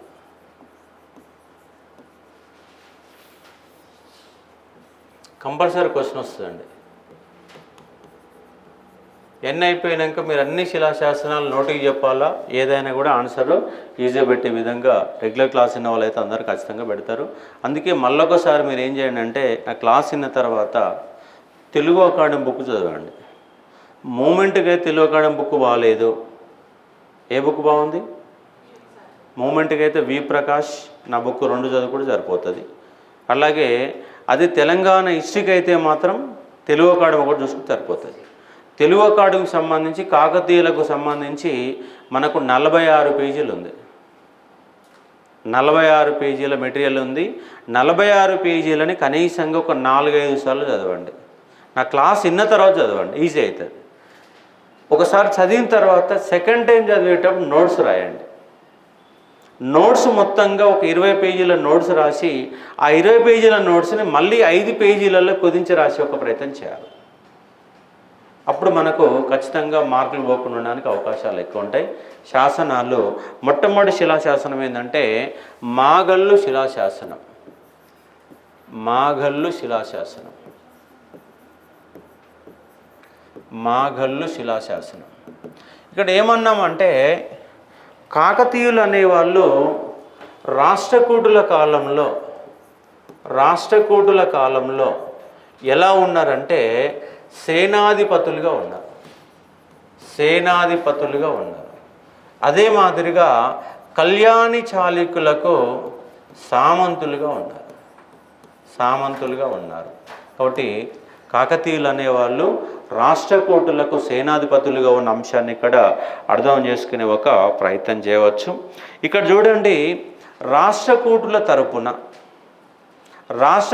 తరపున తూర్పు చాళుక్యుల పైన యుద్ధానికి పోయినవాడు కాకర్తియ, గుండెన. తూర్పు చాళుక్యులలో 2 అన్నదమ్ముల మధ్య యుద్ధం జరిగింది. ఎవరెవరి మధ్య అంటే అమ్మరాజు, దానానవుడు మధ్య యుద్ధం జరిగింది. ఎవరెవరి మధ్య? అమ్మరాజు, దానానవుడు మధ్య వారసత్వ యుద్ధం జరిగింది. రాష్ట్రకూటులు ఎవరికి మద్దతు తెలిపారు అంటే దానానవుడికి మద్దతు తెలిపారు. ఈ యుద్ధంలో అమ్మరాజు అనేవాడు చంపబడ్డాడు.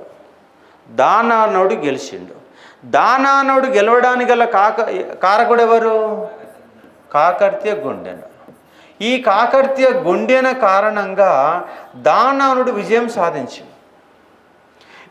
సాధించిన సందర్భంగా ఇక్కడ నా విజయానికి సహకరించిన నీకు, ఎవరికి?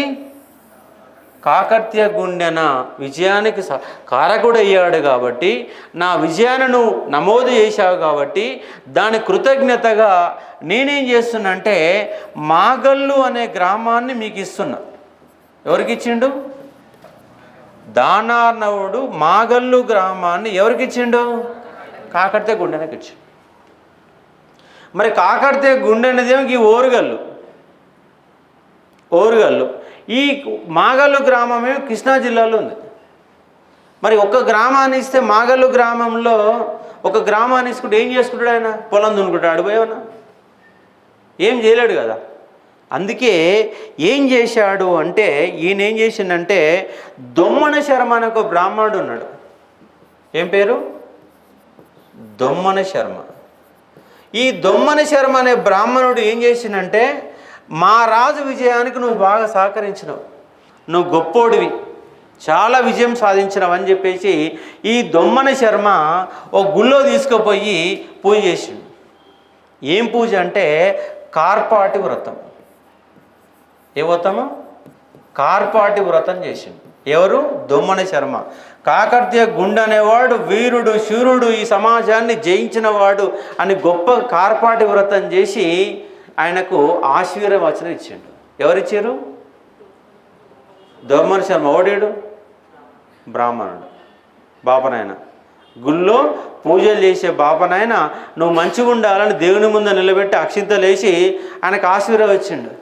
ఇచ్చినప్పుడు ఏమన్నాడంటే, ఓ దానార్ణుడు, మీరు నాకు గ్రామాన్ని ఇచ్చినావు, మరి నేనేం చేసుకోడు దాన్ని?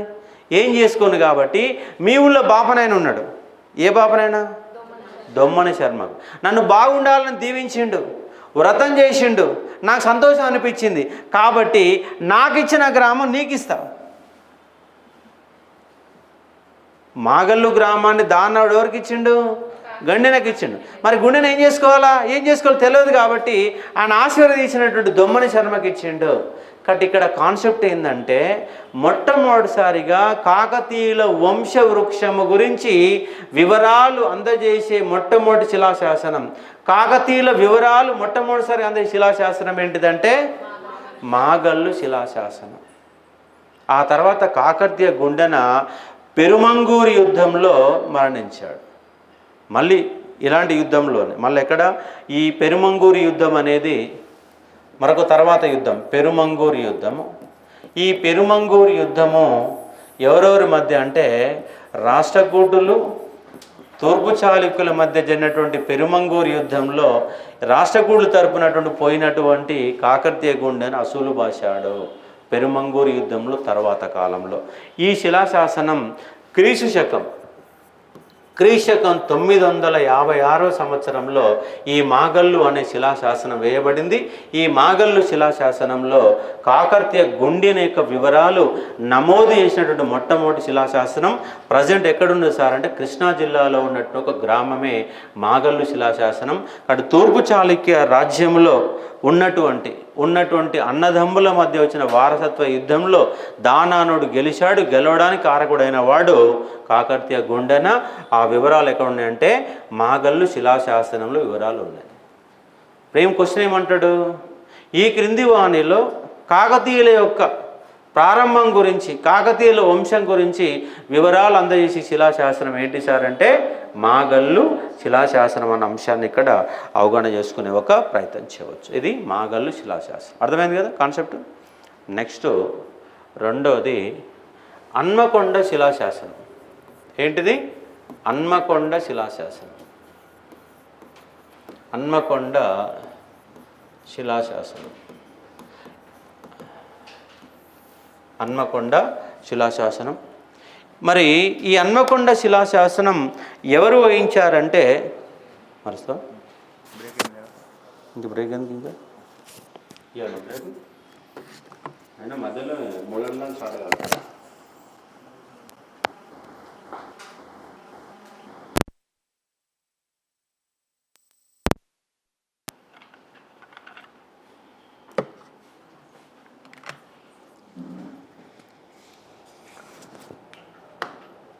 మన మధ్యలో వేములవాడ చాళుక్యులు, ముదిగొండ చాళుక్యులు, విష్ణుకుండిలు కొంత బోరింగ్ అనిపిస్తాయి సబ్జెక్టు. కానీ కాకతీయులు వింటా ఉంటే వినే విధంగానే క్లాస్ అనేది కనబడుతుంది. ఒక అడ్మినిస్ట్రేషన్ వచ్చినప్పుడు మాత్రమే కొంచెం చికాకు అనిపిస్తుంది. ఎందుకంటే ఇక్కడ చాలామంది ట్యాక్సెస్ గురించి, ఆర్థిక పరిస్థితులు, కొన్ని అధికారుల పేర్లు వచ్చినప్పుడు కొంత ఇబ్బంది అనిపిస్తాయి. కానీ ఇక్కడ ఏం అనిపించదు. మనకు పొదు విషయాలు కానీ, అసబ్జయాలు కానీ, కాకతీయులు కానీ మంచిగా వినాలనే ఒక కాన్సెప్ట్లలో బోరింగ్ అనిపించే సబ్జెక్ట్. అదే మీకు ఇంతకుముందు ముదిగొండ చాళుక్యులు చెప్పినాం, వినేటప్పుడు కొంత చిరాకు అనిపిస్తుంది. ఆ సబ్జెక్ట్ ఏం లేదు. ఇక్కడ తెలంగాణ హిస్టరీలో మంచి చాప్టర్ ఏంటంటే కాకతీయులు. హన్మకొండ శిలాశాసనం ఎవరు వేశారు? మొదటి రుద్రదేవుడు వేశాడు. మొదటి రుద్రదేవుడు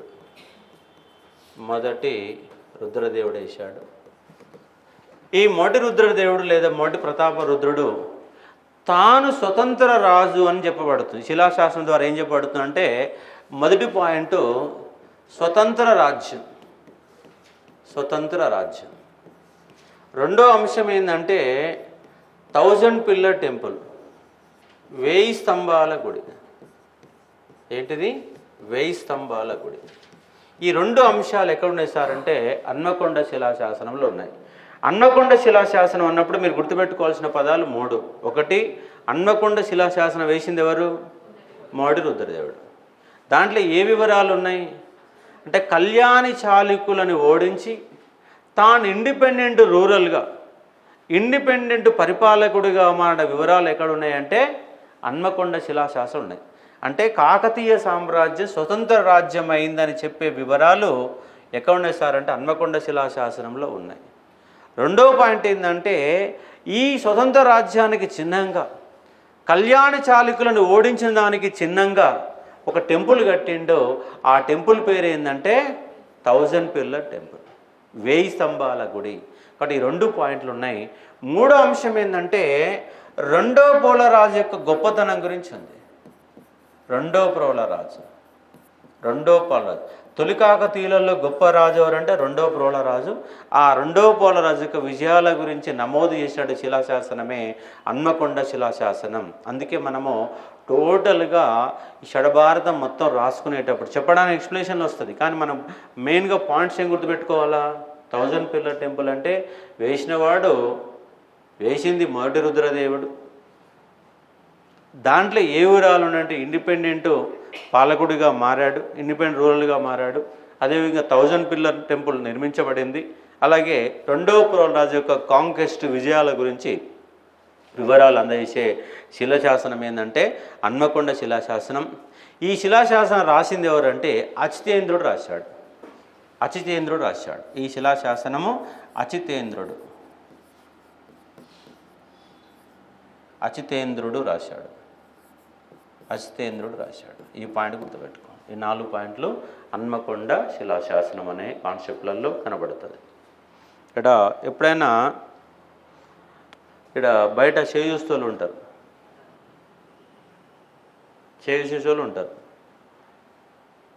నాతో పాటు ఇంకో 2 మిత్రులు వచ్చారు. 3 పోయినప్పుడు అప్పటికి మన కిరణ్ సార్ ఉండు కదా, ఇనేష్ సార్ ఉండు. అప్పటికి ఆయన పెళ్ళి కాల. మేము పోయినప్పుడు, మేము గుడికి పోయినప్పుడు, అంటే ఎప్పుడో 10 ఏళ్ళ కింద పోయినాంలే. కానీ పోయి చేయి చూపించండి. చేయి చూసి, మీకు తొందరలోనే మంచి అమ్మాయి దొరుకుతుంది, పెళ్ళి అవుతుందని చెప్పిండు. ఆయన సంతోషపడ్డాడు. ఇంకో ఫ్రెండ్ ఉన్నాడు, ఆయన చేయి చూపించుకున్నాడు. నీకు కూడా తొందరలోనే పెళ్ళి అయితే నీకు కూడా మంచి అమ్మాయి. అరే దరిద్రం, నాకు పెళ్ళి అవుతారు, పిల్లలు అని అంటే యుక్త వయసులో కనపడగానే వాడికి ఏం సైకాలజీ ఉంటుంది? పెళ్ళి అనేది ఉంటుంది. కాబట్టి పెళ్ళి గురించి చెప్తాడు. మధ్య వయసులు పోయినప్పుడు ఏమంటారు? ఇటీవల కాలంలో మీ ఇంట్లో అంత మంచి జరుగుతలేదమ్మా, మీ ఇద్దరు భార్యాభర్తలు పంచాయతీలు వస్తున్నాయి, ఒక చిరాకులు అవుతున్నాయి. పెళ్ళైన పంచాయతీలు కూడా ఎట్లుంటాయి అంటే, ఆ చేసేటోడికి ఏముంటాయి అంటే ఒక 10 పాయింట్లు ఉంటాయి. ఎవడు పోయినా అదే 10 పాయింట్లు చెప్తాడు, కొత్త పాయింట్లు ఏం చెప్పాడు. ఆ 10 పాయింట్లు ప్రతి మనిషిలో 10 పాయింట్లు ఇబ్బందులనే ఉంటాయి. అవునా కదా? అది ఏమనుకుంటామంటే మనం నిజమని నమ్ముతాం. కాబట్టి మనకు ఉంటాడా నిజంగా ఇబ్బందులు వచ్చి ఉంటాయా? మనిషి అనేది ఇబ్బందులు ఉంటాయి. ఆ ఇబ్బందులను వాళ్ళు చేసుకొని ఏదో చెప్పి ఒక ప్రయత్నం చేస్తారు. కాబట్టి 1000 పిల్లర్ టెంపుల్ అచితేంద్రుడు రాశాడు. రెండో ప్రోలరాజు 1000 స్తంభాల గుడికి సంబంధించిన ఒక నిర్మాణం గురించి చెప్తుంది. ఆ 1000 స్తంభాల గుడి అనేది ఒకటేంటిది, త్రికూట ఆలయం. ఏంటిది? త్రికూట ఆలయం. త్రికూట ఆలయం. ఈ పాయింట్స్ మీరు గుర్తుపెట్టుకునే ఒక ప్రయత్నం చేయవచ్చు. హన్మకొండ శిలాశాసనం. నెక్స్ట్ మరొక శిలాశాసనం ద్రాక్షారామం శిలాశాసనం. ద్రాక్షారామం శిలాశాసనం. ద్రాక్షారామం శిలాశాసనం ఎవరు వేశారు సార్? మరి ఇనంగాల బ్రహ్మారెడ్డి వేశారని కొన్ని పుస్తకాలు ఉంది. ఇనంగాల బ్రహ్మారెడ్డి. మరికొన్ని పుస్తకాల్లో ఇంకేముంది? మోడి రుద్రదేవుడి యొక్క భార్య ఎవరు? మోడి రుద్రదేవుడి యొక్క సతీమణి.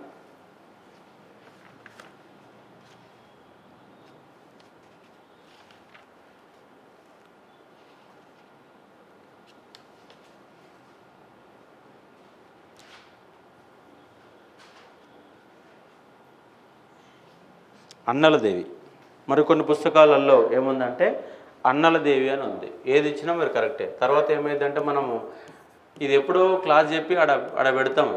ఇది ఎప్పుడో 2 ఏళ్ళ తర్వాత వాడు ఫోన్ చూసి మళ్ళీ ఫోన్ చేస్తాడు.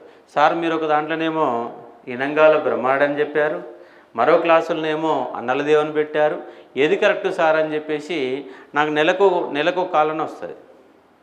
కాబట్టి రెండిట్లో ఏది ఇచ్చినా కూడా మీకు రైట్ అయితే దాని అంశాన్ని అర్థం చేసుకునే ఒక ప్రయత్నం చేయవచ్చు. ద్రాక్షారామం శిలాశాసనం, ఇనంగాల బ్రహ్మారెడ్డి. ఇక్కడ దీంట్లో 2 పాయింట్లు ఉన్నాయండి. ఏమున్నాయి ఈ శిలాశాసనంలో అంటే ఈయనొక వినయభూషణుడు అని చెప్తుంది. ఏం చెప్తుంది? వినయభూషణుడు. అదే మాదిరిగా మరొక పాయింట్ ఏం చెప్పబడుతుంది సార్ అంటే ఈయన విద్యాభూషణ్ అని చెప్తుంది.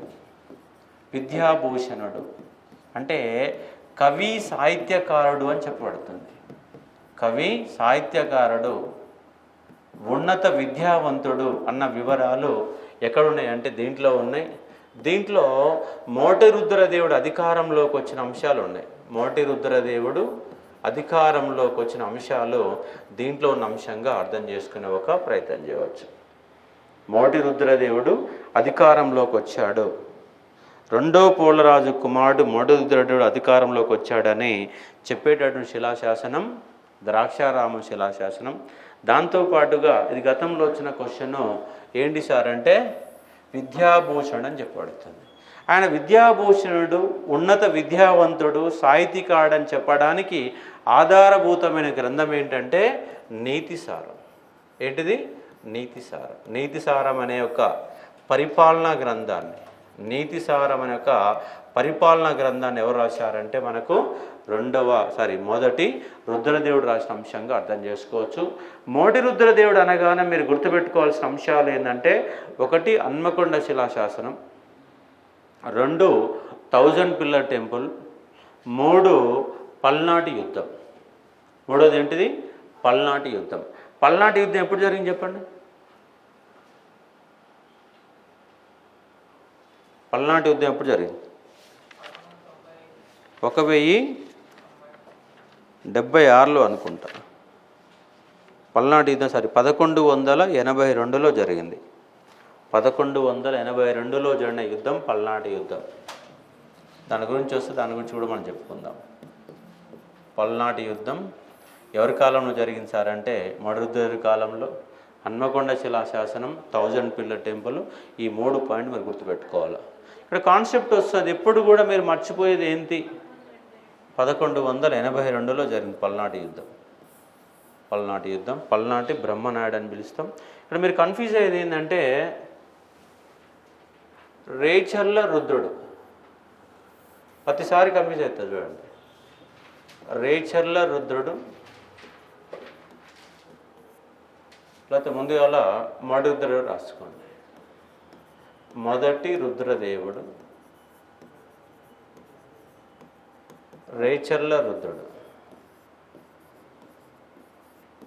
రేచర్ల రుద్రుడు. మోటి రుద్రదేవుడు ఎవరు? రాజు. ఎవరైనా రాజు. ఏం కట్టిండు? 1000 పిల్లర్ టెంపుల్ కట్టిండు. 1000 పిల్లర్ గుడి అనేది నిర్మాణం చేశాడు. ఈయనెవరు? సేనాధిపతి. సేనాధిపతి. ఈయనేం కట్టిండు? రామప్ప టెంపుల్ కట్టిండు, రామప్ప. కాబట్టి ఎగ్జామ్ పోయినప్పుడు ఈ రెండు అంశాలలో మీరు కన్ఫ్యూజ్ అయ్యే అవకాశం ఉంటుంది, కాబట్టి కన్ఫ్యూజ్ కావద్దు. మోటి రుద్రదేవుడు 1000 పిల్లర్ టెంపుల్. మరి రేచర్ల రుద్రుడు ఎవరి సేనాధిపతి? గణపతి దేవుని సేనాధిపతి. గణపతి దేవుడి యొక్క సేనాధిపతి. గణపతి దేవుడి యొక్క సేనాధిపతి. ఆయన రామప్ప టెంపుల్ కట్టాడు. రామప్ప టెంపుల్ గురించి లాస్ట్కు మనము కల్చర్లో బాగా చాలా డెప్త్గా మనం చూసే ఒక ప్రయత్నం చేద్దాం. మనకు యూట్యూబ్లో అయితే 40 నిమిషాలు చెప్పాను ఒక రామప్ప టెంపుల్ పైన. దాని కన్స్ట్రక్షన్ ఏంది, నక్షత్ర ఆకారం ఏంటి, దానిపైన తేలే ఇటుకలు ఏంది, తేలే ఇటుక కూడా చూపించాను మీకు. కాబట్టి రామప్ప టెంపుల్ అనే దాని గురించి డీటెయిల్గా మనము మళ్ళీ క్లాస్లో మనం చూసే ఒక ప్రయత్నం చేద్దాం. ఇప్పుడు ఏ శిలాశాసనం చూసినా మనము ద్రాక్షారామం శిలాశాసనం యొక్క వివరాలు మనం చూసాము. నెక్స్ట్ బయ్యారం శిలాశాసనం. బయ్యారం శిలాశాసనం 4. బయ్యారం శిలాశాసనం. బయ్యారం శిలాశాసనం. మరి బయ్యారం శిలాశాసనం అనే కాన్సెప్ట్ చూడండి, ఎవరు వేశారు? మైలాంబ. ఎవరి మైలాంబ? ఎవరు? మైలాంబ. గణపతి సోదరు ఎందుకు చెప్తారు? మహాదేవుడు కూతురు ఎందుకు చెప్పారు చెప్పండి? అంటే సోదరుడు తప్ప ముందా, తండ్రి ముందా? తండ్రి ముందు కదా. కాబట్టి గొప్పడు గణపతి దేవుడు కాబట్టి గణపతి దేవుడికి ప్రస్తావన ఉంది. ఉదాహరణకు రేపు మీరు ఒక మంత్రి అయ్యారు అనుకోండి, లేదో కలెక్టర్ అయ్యారు. రేపు కలెక్టర్ అయినప్పుడు ఏం పేరు బాబు నీ పేరు? నీ పేరు అశోకేనా? రేపు ఒకవేళ నువ్వు కలెక్టర్ అయినావు అనుకో, మీ ఫాదర్ని ఏమని పిలుస్తారు? అశోక్ వాళ్ళ ఫాదర్ అంటారు. ఒకవేళ మీ నాన్న ఊరికి సర్పంచ్ అయినావు, నువ్వు గురించి ఏం తెలియదు, ఊళ్ళో పోయినప్పుడు ఏం చెప్తావు? సర్పంచ్ కొడుకు అంటారు. లేదా మీ నాన్న నేనున్నాను ఇప్పుడు ఏమన్నా బయటకు పోయినా అనుకో, నా పేరు చెప్పిన తర్వాత మా నాన్న పేరు చెప్తారు. ఊళ్ళో పోయినా అనుకో, నన్ను ఇప్పుడేమంటే పాలకూరు లింగయ్య కొడుకు అని చెప్తారు. మనం ఏం ఫేస్గా ఉన్నప్పుడు, చిన్నగా ఉన్నప్పుడు. అది పెద్దగానే ఏం చేస్తారు? చేంజ్ అయిపోతుంది. కాబట్టి మనం చేంజ్ కావాలంటే గణపతి దేవుడు గొప్పోడు కాబట్టి ఆయనకు మైలమ్మ అని పేరు చెప్తున్నా, కానీ మహాదేవుడి యొక్క చెల్లెని చెప్పట్లేదు. మరి ఏముంది సార్ దీంట్లో? బయ్యారం శిలాశాసనంలో ఏముంది? మరి బయ్యారం ఎక్కడుంది? ప్రజెంట్ మహబూబాబాద్ జిల్లాలో ఉంటుంది, అంటే వరంగల్ జిల్లాలో ఉంది. సరే, ఖమ్మం జిల్లాలో ఉంది. ఖమ్మం జిల్లాలోనా? మహబూబాబాద్ ఇంతకుముందు ఖమ్మం జిల్లాలో ఉండి ఇప్పుడు మహబూబాబాద్కి వచ్చింది. మరి అయితే వీళ్ళు పరిపాలన చేసిందేమో ఓరుగల్లు, అవునా? ఓరుగల్లో ఉన్నటువంటి వీళ్ళు మరి మైలమ్మ గాడికింది పోయింది. ఎవరు పెళ్లి చేసుకున్నది? మదిర పాలకుడు. మధురై కాదు, మదిర ఎమ్మెల్యే వాళ్ళు ఇప్పుడు బట్టి విక్రమార్క. మదిర పాలకుడైనటువంటి నతవాడి రుద్రుడుకు ఇచ్చి పెళ్లి చేస్తే ఆ నతవాడి రుద్రుడి భారీగా ఉన్నటువంటి మైలాంబ ఒక చెరువు దవ్వింది. ఏం చెరువు? బయ్యారం చెరువు దవ్వారు. అంటే బయ్యారం బొగ్గంలు ఉన్నాయి కదా ఇప్పుడు, ఆ ఊరి పేరు బయ్యారం. ఆ బయ్యారం కాడ చెరువు దవ్వారు. చెరువు దవ్వి ఈ చెరువు పక్కన ఒక శిలాశాసనం వేశారు. ఈ శిలాశాసనంలో ఏముందంటే, మా తాత కాకర్త్య గొండెన, ఆయన కొడుకు మొదటి బేతరాజు, ఆయన కొడుకు మొదటి ప్రోలరాజు, ఆయన కొడుకు రెండో బేతరాజు, ఆయన కొడుకు దుర్గరాజు, ఆయన కొడుకు రెండో పోలరాజు, ఆయన కొడుకు మొదటి రుద్రదేవుడు, ఆయన సోదరుడు మహాదేవుడు అన్నటువంటి ఒక లిస్టు. అంటే దీన్ని ఏమంటాము? వంశవృక్షం అంటాం. కాబట్టి కాకతీయుల యొక్క వంశవృక్షం గురించి వివరాలు ఇచ్చే శిలాశాసనము ఏంటిది? బయ్యారం శిలాశాసనము. బయ్యారం అనే ప్రాంతంలో చెరువు దువ్వి, చెరువు పక్కన ఒక శిలాశాసనం వేసి, ఆ శిలాశాసనంలో కాకతీయ రాజులెవరు, వాళ్ళ వరుసక్రమం ఏంటి, ఎవరెవరు ఉన్నారన్న వివరాలని దీంట్లో వేసిన అంశంగా మీరు అవగాహన చేసుకునే ఒక ప్రయత్నం చేయాలి. కాబట్టి ఇక్కడ కాన్సెప్ట్ ఏంటంటే, బయ్యారం శిలాశాసనం మైలాంబ వేసింది, ఆ మైలాంబేస శిలాశాసనంలో వీళ్ళ యొక్క వంశవృక్ష చార్ట్ ఉన్నదన్న ఒక పాయింట్ గుర్తుపెట్టుకుంటే సరిపోతుంది. అంటే క్వశ్చన్ కూడా ఎట్లా అడుగుతాడంటే ఒకసారి మైలాంబ అడగవచ్చు, మరోసారి దాంట్లో వివరాలు అడగవచ్చు.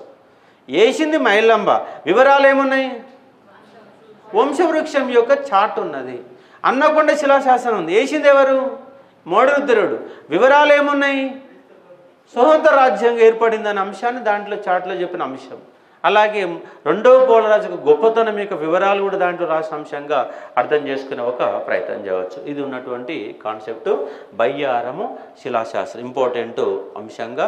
నతవాడి రుద్రుడి యొక్క సతీమణి మదిర పాలకుడైనటువంటి నతవాడి రుద్రుడి యొక్క సతీమణి మైలంబ మహాదేవుడి యొక్క కూతురు గణపతి దేవుని యొక్క సోదరి అన్న వివరాలు దాంట్లో ఉన్న అంశంగా అర్థం చేసుకునే ఒక ప్రయత్నం చేయవచ్చు. నెక్స్ట్ చందుపట్ల శిలాశాసనం. ఏంటిది? చందుపట్ల శిలాశాసనం.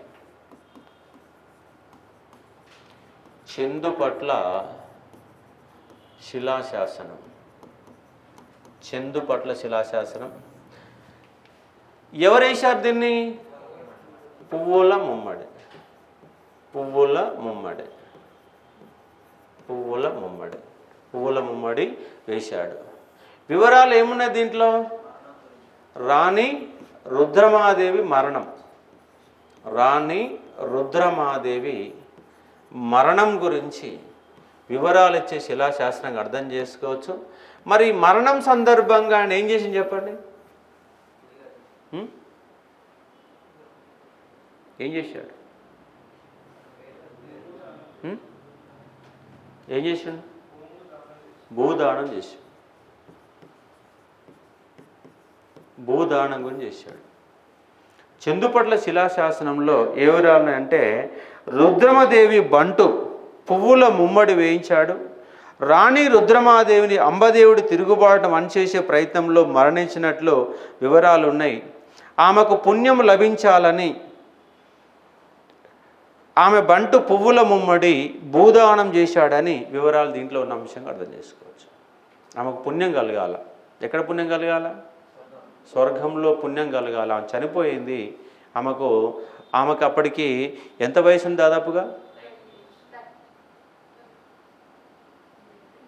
దాదాపుగా 82 సంవత్సరాలు ఉన్నటువంటి సమయంలో గుర్రం ఎక్కి కత్తి బట్టి యుద్ధం చేసినటువంటి సందర్భాలలో కనబడే శిలాశాసనం చందుపట్ల శాసనం. కాయ స్తంభదేవుడు ఎక్కడంటే మనకు నెల్లూరు కడప ప్రాంతాన్ని ఆకుపై చేసుకొని, అంటే వీళ్ళ కాలంలోనే ఒక నాయకరుడు ఉన్నటువంటి వ్యక్తి తిరుగుబాటు చేశాడు. తిరుగుబాటు చేసే అంశాన్ని ఇక్కడ అర్థం చేసుకునే ఒక ప్రయత్నం చేయవచ్చు.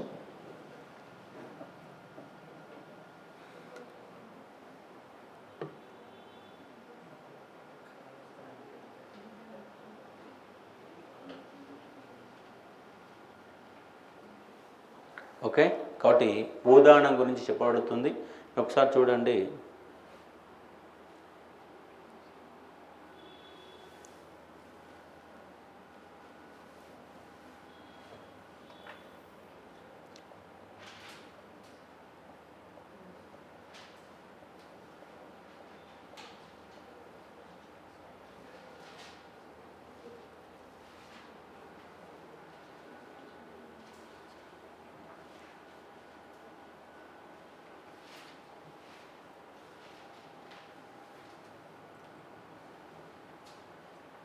ఇది చందుపట్ల శిలాశాస్త్రం.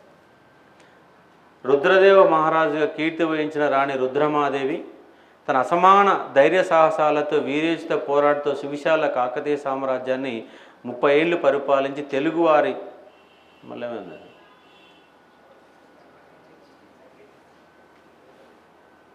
స్వర్ణకాంచి ఎందుకు వచ్చింది?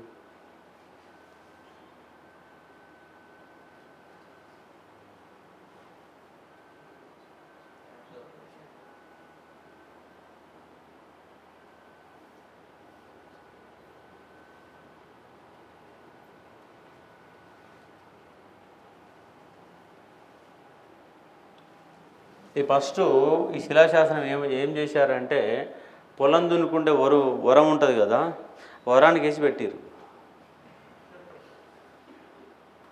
వరానికి అడ్డంగా పెట్టిరు. అడ్డంగా పెడితే ఆ ఊళ్ళో ఒక సైదులు అనేటటువంటి ఒక వ్యక్తి దాన్ని గుర్తించి చరిత్రకారులు చెప్తే ఆ చరిత్రకారులు వచ్చి దాన్ని చదివితే అది ఆమె మరణశాసనాన్ని వివరాలు స్వీకరిస్తే తర్వాత కల్వకుంట్ల కవిత ఇది మొత్తం కట్టింది. ఈ దిమ్మ కట్టారు, దిమ్మ కట్టి ఆ దిమ్మ మీద పెట్టారు. ఇదేం దాకొక వస్తుంది. చందుపట్ల విలేజ్ నకరేకల్ కాన్స్టిట్యున్సీలో ఉంటుంది.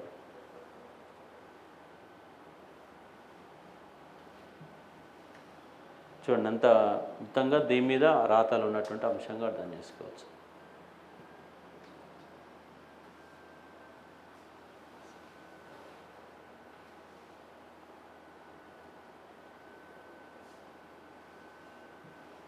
ఇది అసలు concept.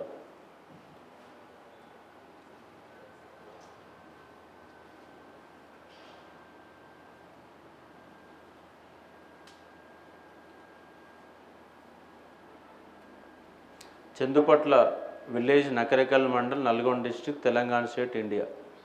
Not for the inscription related the Rudramadevi A famous regnant of the Kakatiya dynasty as per 2011 village the total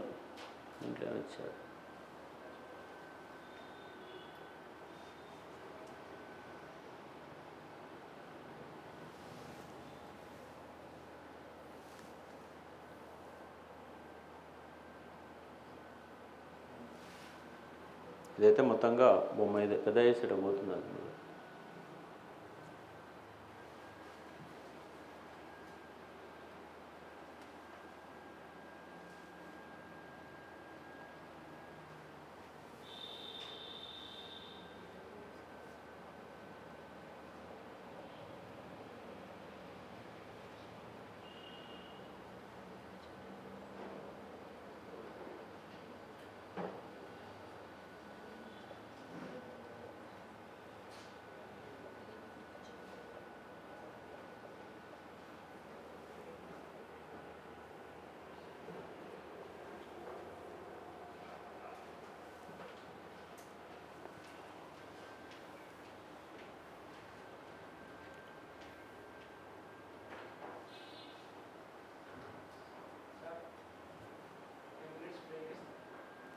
దేని చెప్పాను దీన్ని భూదానం గురించి. మరి భూదానం ఎవరు చేశారు? భూదానం చేశారు. మన దానం తీసుకున్న వ్యక్తి ఎవరు? మరి స్థానికంగా ఉన్నటువంటి సోమనాథ దేవుని గుడి, సోమనాథ గుడి.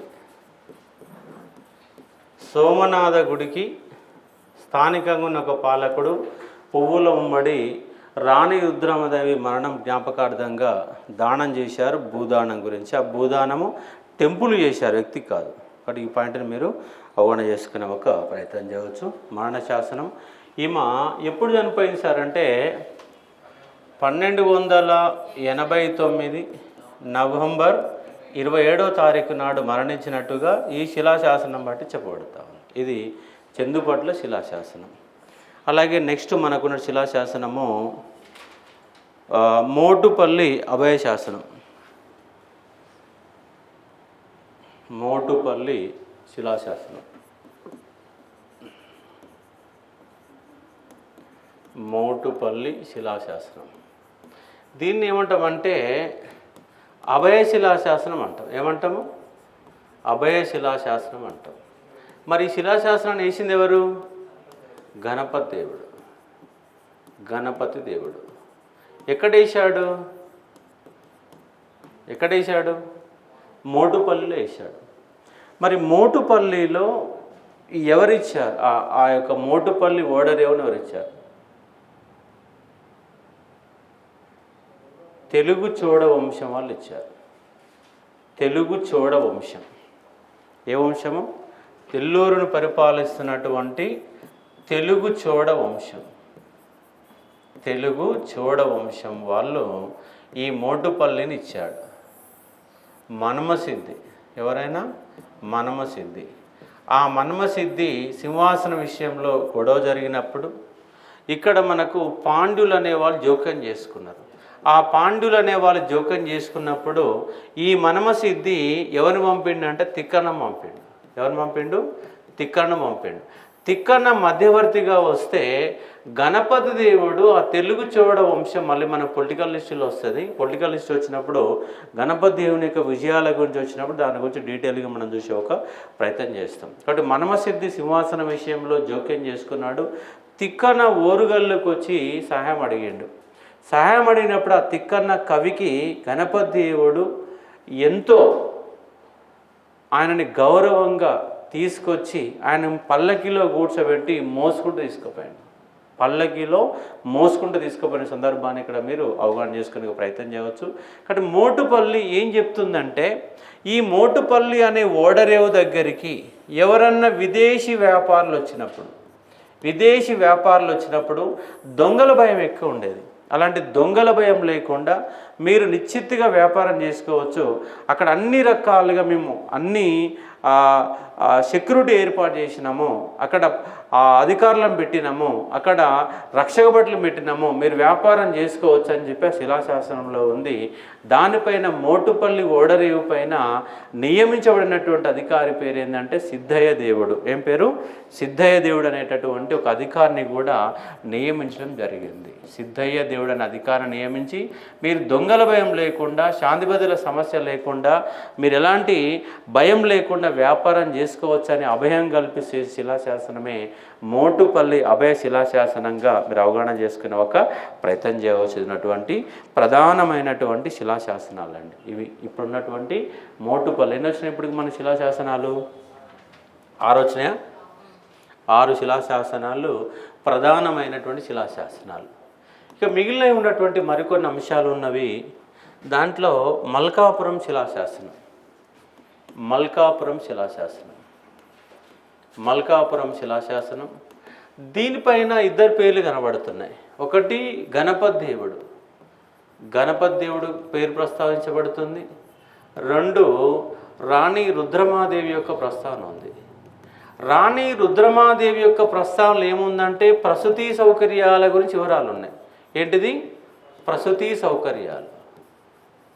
సౌకర్యాల గురించి ఉంది.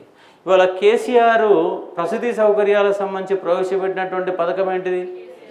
కేసీఆర్ కిట్. ఇప్పుడు ఉందా? నడుస్తున్న బంద్ అయిందా? నడుస్తుందమ్మా ఇప్పుడు? పేరు మార్చారు. ఏం పేరు పెట్టారు? దాని గురించి రేపు ఎంక్వైరీ చేయండి ఒకసారి. ప్రసూతి సౌకర్యాల గురించి రాణి రుద్రమాదేవి శిలాశాసనం, మల్కాపురం శిలాశాసనం. అదే పేరు పెట్టారా? ఓకే, రేపు దాన్ని డిస్కస్ చేద్దాం. ఎందుకంటే ప్రసూతి సౌకర్యాలు అంటే ఎక్కడికైనా కూడా, ఎందుకంటే ఆమె ఒక స్త్రీ కాబట్టి, ఆమెకు 4 పిల్లల తల్లి కాబట్టి, స్త్రీల బాధ తెలుసు కాబట్టి ప్రసూతి సౌకర్యాల కల్పన గురించి వివరాలు ఇచ్చే శిలాశాసనం మల్కాపురం శిలాశాసనం. గణపతి దేవుని యొక్క ప్రస్తావన ఏం చెప్పబడుతుందంటే విద్యా మండపాల ప్రస్తావన గురించి ఉంది. ఏంటిది? విద్యా మండపాలు.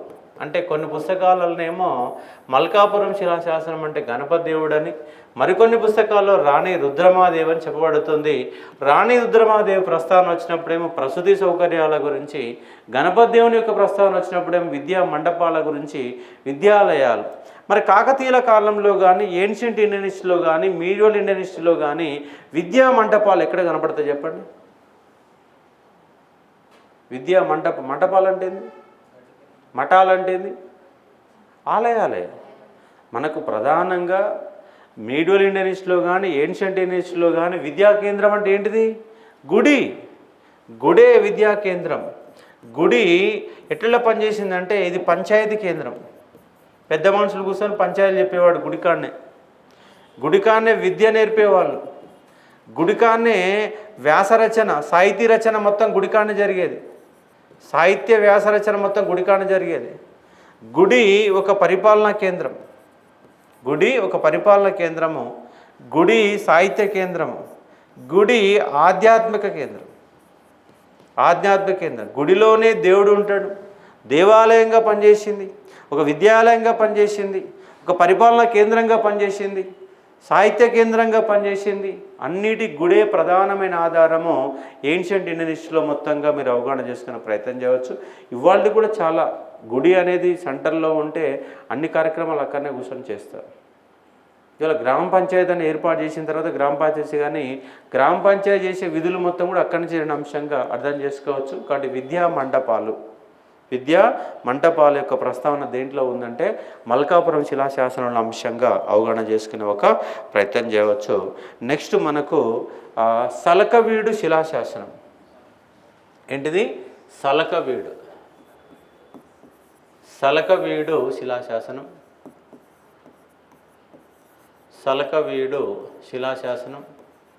సలకవీడు అనేది ఒక గ్రామం అండి. ఈ శిలాశాసనం వేసింది ఎవరంటే రెండవ ప్రతాపరుద్రుడు ఇచ్చాడు. ప్రతాపరుద్రుడు. ఏంటి శిలాశాసనం అంటే కావేరి రంగనాథ స్వామి టెంపుల్ ఉంది. కావేరి రంగనాథ స్వామి టెంపుల్. మరి ఏంటి టెంపుల్కు సలకవీడికి ఏంటి సంబంధం అంటే ఇక్కడ రాణి రుద్రమాదేవి మరణం తర్వాత మరణానికి గల కారకులు ఎవరంటే ఇక్కడ పాండ్యులు ఉన్నారు. దాంతోపాటు చాలామంది సహకరించారు. చేసినప్పుడు రెండవ ప్రతాపరుద్రుడు ఏం చేశాడు సార్ అంటే ఈ పాండ్యులపైన విజయం సాధించాడు. రెండవ ప్రతాపరుద్రుడు పాండ్యులపైన విజయం సాధించిన సందర్భంగా ఈ కావేరి రంగనాథ స్వామిని దర్శించుకున్నప్పుడు ఆ పక్కనే ఉన్నటువంటి సలకవీడు గ్రామాన్ని దానంగా ఇచ్చాడు టెంపుల్కి. అంటే గ్రామాన్ని టెంపుల్ దానం ఇవ్వడం ఏంటి చెప్పండి? అంటే ఆ టెంపుల్కి అయ్యేటటువంటి ఖర్చులు ఆ గ్రామం మీద వచ్చేటటువంటి పన్నుల ద్వారా సమకూరుస్తారు. అందుకే గ్రామాలని గుడికి దత్తం చేస్తారు, దారాదత్తం చేస్తారు. అట్లా సలకవీడు అనే గ్రామాన్ని ఈ కావేరి రంగనాథ స్వామి టెంపుల్కి అప్పచెప్పినటువంటి వివరాలు ఎక్కడ ఉన్నాయంటే సలకవీడు శిలాశాసనంలో ఉన్నాయి. మరి సలకవీడు ఎక్కడంటే కావేరి, ఎక్కడ? తమిళనాడు ప్రాంతంలో కావేరి నది ఒడ్డున ఉన్నటువంటి టెంపులే కావేరి రంగనాథ స్వామి. ఆ కావేరి రంగనాథ స్వామి టెంపుల్కు సలకవీడు అనే గ్రామాన్ని దానంగా ఇచ్చిన వ్యక్తి ఎవరంటే రెండో ప్రతాపరుద్రుడు. అంటే ఈ శిలాశాసనం ఏం చెప్తుంది? పాండ్యుల పైన రెండో ప్రతాపరుద్రుని యొక్క విజయం యొక్క ప్రస్తావన ఉన్నది. రెండు, దేవాలయం యొక్క ఆలయం యొక్క సందర్శన ఉన్నది. మూడవది ట్యాక్స్ కలెక్షన్ కోసం, ఆ టెంపుల్ నిర్వహణ కోసం ఒక గ్రామాన్ని దానంగా చేసే ఒక ట్యాక్స్ కలెక్షన్ ఆఫ్ కాన్సెప్ట్ని కూడా చెప్పే శిలాశాసనమే సలకవీడు శిలాశాసనం అన్న పాయింట్ని ఇక్కడ మీరు గుర్తుపెట్టుకునే ఒక ప్రయత్నం చేయవచ్చు. దాంతోపాటు కొలనుపల్లి శిలాశాసనం. ఈ కొలనుపల్లి శిలాశాసనము కూడా గ్రామాలని, కొలనుపల్లి అనే గ్రామాన్ని కూడా ఆలయాలకు దానంగా ఇచ్చిన వివరాలే దీంట్లో ఉన్నవి. ఎక్కడ ఉంది సార్ అంటే ఈ మహబూబ్నగర్ జిల్లాలో ఉంది. మహబూబ్నగర్ జిల్లాలో ఉన్నటువంటి చెన్నకేశవ స్వామి నరసింహస్వామికి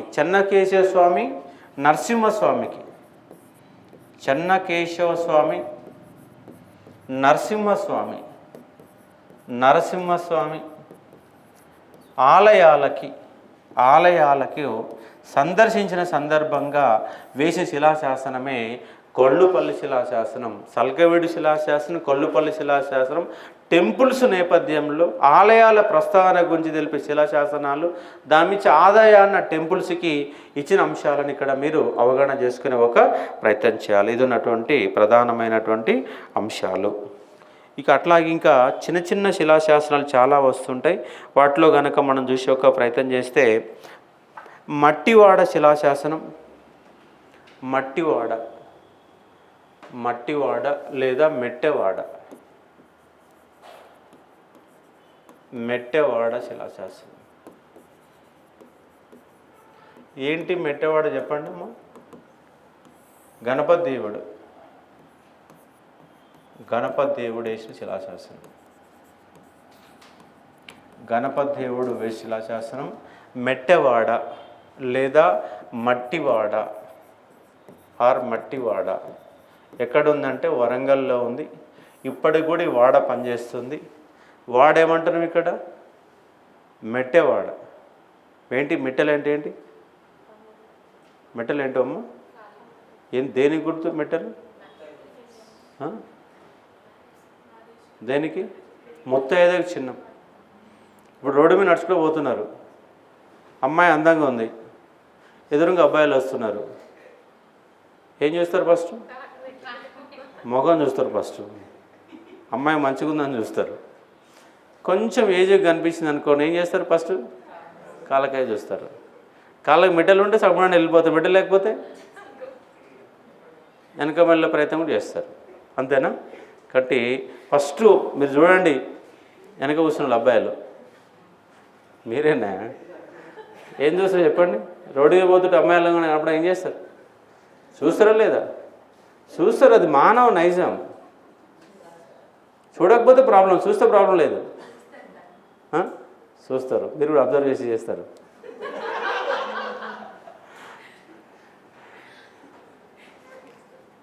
వాస్తవమే అది. ఎందుకంటే అదొక మనిషి యొక్క నైజం.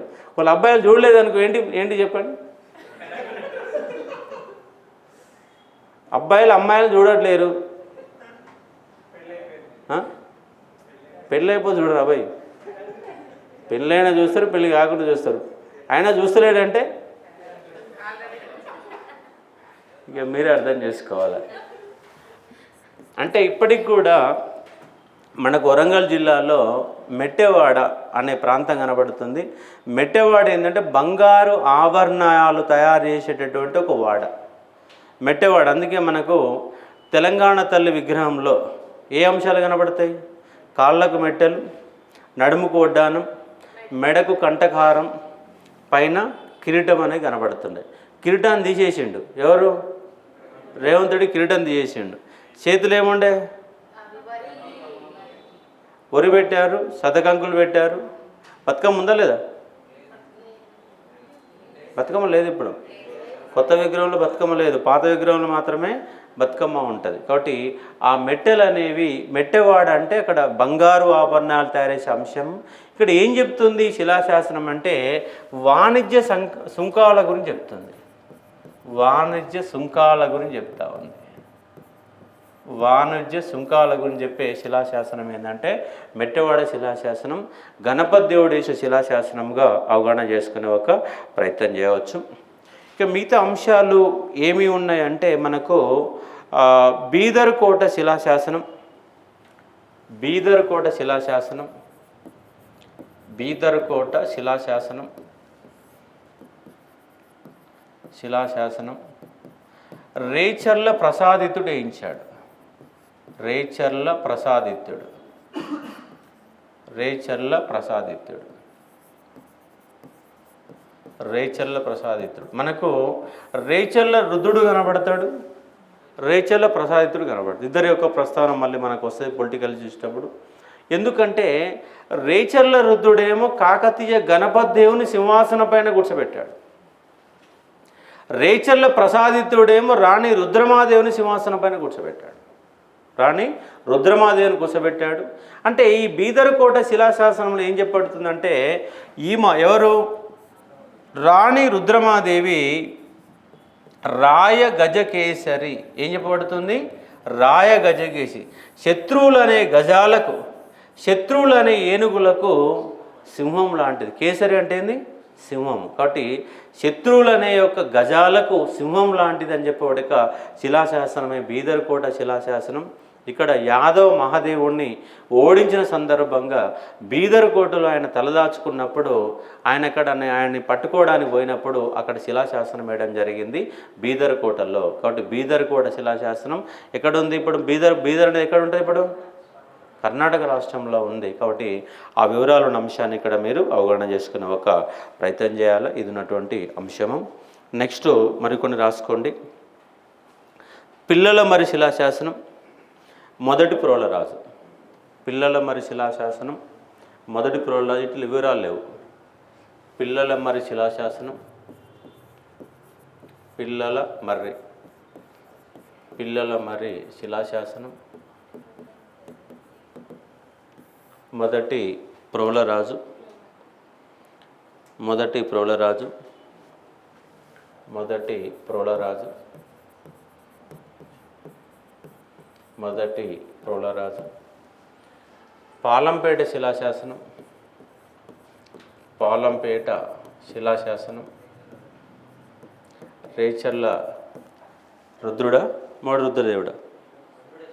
రేచర్ల రుద్రుడు, రేచర్ల రుద్రుడు. దీంట్లో ఏమున్న వివరాలు? పాలంపేటలో ఏముంది? రామప్ప టెంపుల్ ఉంది, రామప్ప చెరువు ఉంది. రామప్ప చెరువు, రామప్ప టెంపుల్, రామప్ప టెంపుల్. ఈ రెండిటి యొక్క వివరాలు ఎక్కడ ఉన్నాయంటే పాలంపేట శిలాశాసనం చెప్పబడుతుంది. రేచర్ల రుద్రుడు వేయించినటువంటి శిలాశాసనముగా అవగాహన చేసుకునే ఒక ప్రయత్నం చేయవచ్చు. నెక్స్ట్ కండవల్లి తామ్ర శిలాశాసనం, రెండో ప్రతాపరుద్రుడు. కండవల్లి తామ్ర శిలాశాసనం, తామ్ర శిలాశాసనం, రెండవ ప్రతాపరుద్రుడు. దీంట్లో కూడా వివరాలు ఎక్కువ ఏం లేవు. రెండవ ప్రతాపరుద్రుడు వేసినటువంటి శిలాశాసనం కండవల్లి తామ్ర శిలాశాసనం, రెండవ ప్రతాపరుద్రుడు అన్న అంశంగా అవగాహన చేసుకుని ఒక ప్రయత్నం చేయవచ్చు. ఇవి ఉన్నటువంటి ముఖ్యమైనటువంటి శిలాశాసనాలు. ఇంకోటి త్రిపురాంతకం శిలాశాసనం, త్రిపురాంతకం శిలాశాసనం, త్రిపురాంతకం శిలాశాసనం కాయస్థ అంబదేవుడు వేయించాడు. కాయస్థ అంబదేవుడు వేసినటువంటి శిలాశాసనము. ఏ శిలాశాసనం అంటే త్రిపురాంతక శిలాశాసనం. మరి దీంట్లో ఏ వివరాల్లో చెప్పండి? ఇలా కాయస్థ అంబదేవుడు శిలాశాసనం ఎవరి విజయాల గురించి చెప్తుంది? కాదు, రాణి రుద్రమాదేవి యొక్క విజయాల గురించి చెప్తుంది. ఎందుకు? అప్పటికి ఆయన దాడి చేయాల, అప్పుడు ఆయన ఒక సామంతుడుగానే ఉన్నాడు. ఆ కుటుంబం అంతా కూడా సామంతరికం చేసినటువంటి సందర్భంగా అంటే కాయస్థులు అంటే రికార్డ్ అసిస్టెంట్స్.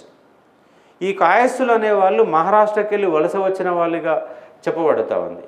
అందుకే కాయస్తంభ దేవుడికి సహకరించిన వాళ్ళు ఎవరంటే యాదవులు సహకరించారు. ఎందుకంటే మా కుటుంబానికి సంబంధించిన వాళ్ళు, మా జాతికి సంబంధించిన వాళ్ళు, మా ప్రాంతానికి సంబంధించిన వాళ్ళ నేపథ్యంలో కాయస్తంభ దేవుడికి యాదవులు అనేవాళ్ళు సహకరించారు. కాబట్టి అంతకుముందు అంటే ఈ ఆమె మరణానికంటే ముందు కాయస్తంభ దేవుడు సామంతుడిగా ఉన్నప్పుడు రాణి రుద్రమాదేవి యొక్క విజయాల గురించి చెప్పి శిలాశాసనంగా అర్థం చేసుకోవచ్చు.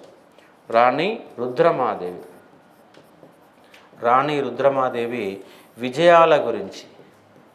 విజయాల గురించి వివరాలు వెల్లడించే ఒక శిలాశాసనం. ఏ శిలాశాసనం అంటే త్రిపురాంతక శిలాశాసనం, కండవల్లి శిలాశాసనం, పాలంపేట శిలాశాసనం, పిల్లలమర్రి శిలాశాసనం. ఇవన్నీ కూడా చిన్న చిన్న శాసనాలు. కొత్త వివరాలు అనేవి చాలా తక్కువగా ఉంటాయి. ప్రధానంగా మాత్రం మీరు గుర్తుపెట్టుకోవాల్సిన అంశాలు ఏంటంటే మాగల్లు శిలాశాసనం ఎవరు వేశారు? వాళ్ళు దానార్ణవుడు వేశాడు. దానార్ణవుడు వేసినటువంటి శిలాశాసనం కాకతీయ గుండెన విజయాల గురించి, గొప్పతనం గురించి, తూర్పు చాళుక్యులకు రాష్ట్రకూటుల మధ్య ఉన్నటువంటి సంబంధాల గురించి వివరాలు ఇస్తున్న శిలాశాసనం. హన్మకొండ శిలాశాసనం ఎవరు వేశారు? మొదటి రుద్రదేవుడి శిలాశాసనమే హన్మకొండ శిలాశాసనం. అది ఎవరి విజయాల గురించి వివరాలు ఇస్తుంది? రెండవ ప్రోళరాజు యొక్క విజయాలు, ఈయన సౌందర రాజ్యానికి వచ్చినట్టు వివరాలు. అలాగే ద్రాక్షారామ శిలాశాసనం ఎవరి గురించి చెప్తుంది? ద్రాక్షారామ శిలాశాసనం మొదటి రుద్రదేవుడి గురించి చెప్తుంది. ఎవరేశారు? ఇనంగాల బ్రహ్మారెడ్డి. ఇనంగాల బ్రహ్మారెడ్డి ఎవరు? మొదటి పోలరాజు యొక్క మంత్రి, రెండవ పోలరాజు యొక్క మంత్రి. రెండవ పోలరాజు అయిన మంత్రి అయిన ఇనంగాల బెంగారెడ్డి ఆ రెండవ పోలరాజు కుమారుడైనటువంటి మొదటి రుద్రదేవుడి యొక్క గొప్పతనం గురించి ఆయన విద్యాభూషణుడు అని, వినయాభూషణుడు అని చెప్పిన ఒక శిలాశాసనమే ద్రాక్షారామ శిలాశాసనం అర్థం చేసుకోవచ్చు. అలాగే బయ్యారం శిలాశాసనము నతవాడి రుద్రుడి యొక్క సతీమణి, గణపదేవుని యొక్క సోదరి, మహాదేవుని యొక్క కూతురైనటువంటి ఎవరు?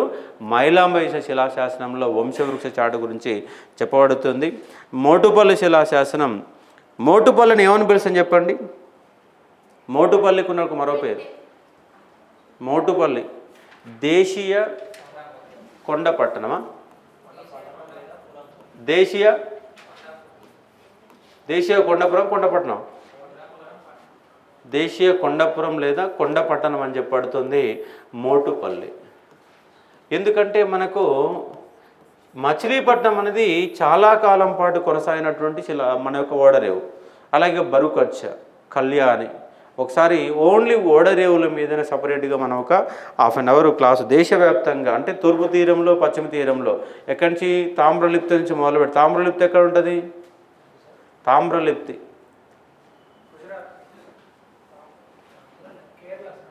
కాదు, పశ్చిమ బెంగాల్. వెస్ట్ బెంగాల్లో ఉన్న ఒక తామ్రలిప్తి అనే కాన్సెప్ట్ నుంచి మొదలు పెడితే మొత్తంగా తూర్పు తీరంలో ఏమున్నాయి, పశ్చిమ తీరంలో ఏమున్నాయి, ఓడరేవులు ఏ వంశకాలంలో, అది ఇండియా కావచ్చు ఎక్కడైనా కావచ్చు, అటు వివరాలు మొత్తం కూడా చూసే ఒక ప్రయత్నం చేద్దాం. చందుపట్ల శిలాశాసనము మరణం గురించి రాణి రుద్రమాదేవి యొక్క మరణం చెప్తుంది. త్రిపురాంత శిలాశాసనం రాణి రుద్రమాదేవి యొక్క విజయాల గురించి చెప్తుంది. అంటే ఇక్కడ ఎవరెవరి ప్రస్తావన వచ్చింది? టోటల్గా మోడి రుద్రదేవుడి యొక్క విజయాలు వస్తున్నాయి, అలాగే రాణి రుద్రమాదేవి యొక్క విజయాల గురించి వస్తున్నాయి. కొన్ని శిలాశాసనాలు గణపతి దేవుని యొక్క విజయాల గురించి వస్తుంటాయి. కాబట్టి వివరాలు ఉన్నటువంటి సందర్భాలే. మొత్తంగా శిలాశాసనాలు అనేవి మనకు ఒక ఆధారం, ఒక చాప్టర్ సంబంధించి ఆ రాజుల యొక్క గొప్ప చరిత్ర గురించి ప్రధానంగా మనకి ఏమేమి ఉంటాయంటే, ఒకటి శాసనాలు, రెండవది నాణాలు, మూడవది నిర్మాణాలు, పురావస్తు ఆధారాలు అంటారు. అలాగే వాంగ్మయ ఆధారాలు చూసుకుంటే ఏమొస్తాయంటే గ్రంథాలు వస్తాయి. ఆ గ్రంథాల గురించి చాప్టర్ అయిపోయిన తర్వాత మొత్తం డీటెయిల్గా మనం చూసే ప్రయత్నం చేయాలి. ఎందుకంటే 30-40 గ్రంథాలు వస్తాయి.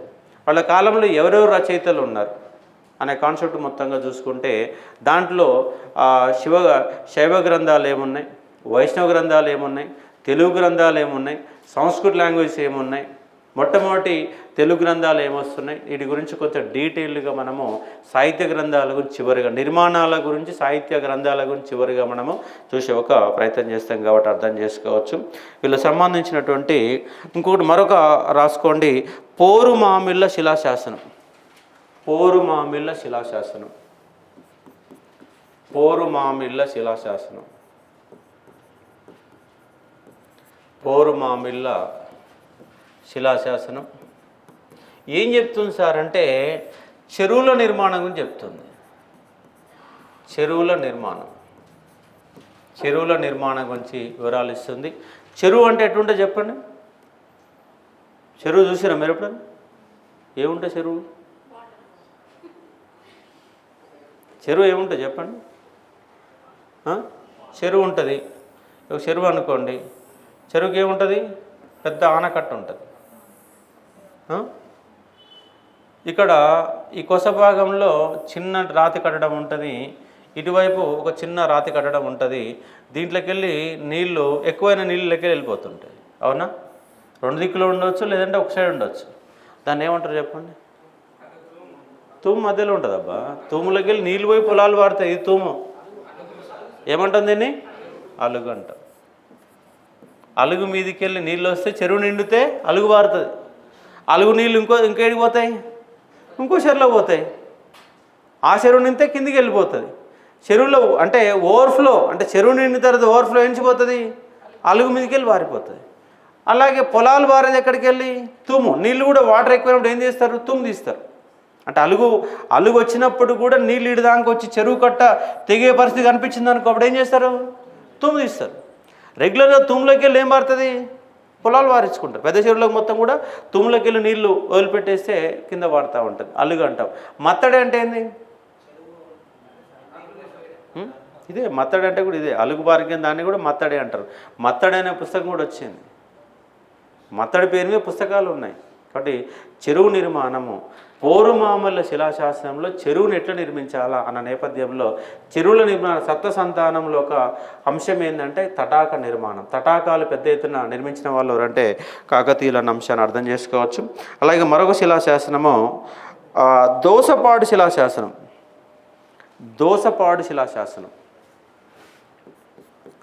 దోసపాడు శిలాశాసనం, దోసపాడు శిలాశాసనం దేనికి చెప్తుంది? ఈ శిలాశాసనం అంటే మోటబావుల యొక్క ప్రస్థానం చెప్తుంది. మోటబావి ఏంటిది? మోటబావి. మోటబావి గురించి వివరాలు ఇచ్చే శిలాశాసనమే దోసపాడు శిలాశాసనం. పోరుమాముల శిలాశాసనం చెరువుల నిర్మాణం చెప్తుంది.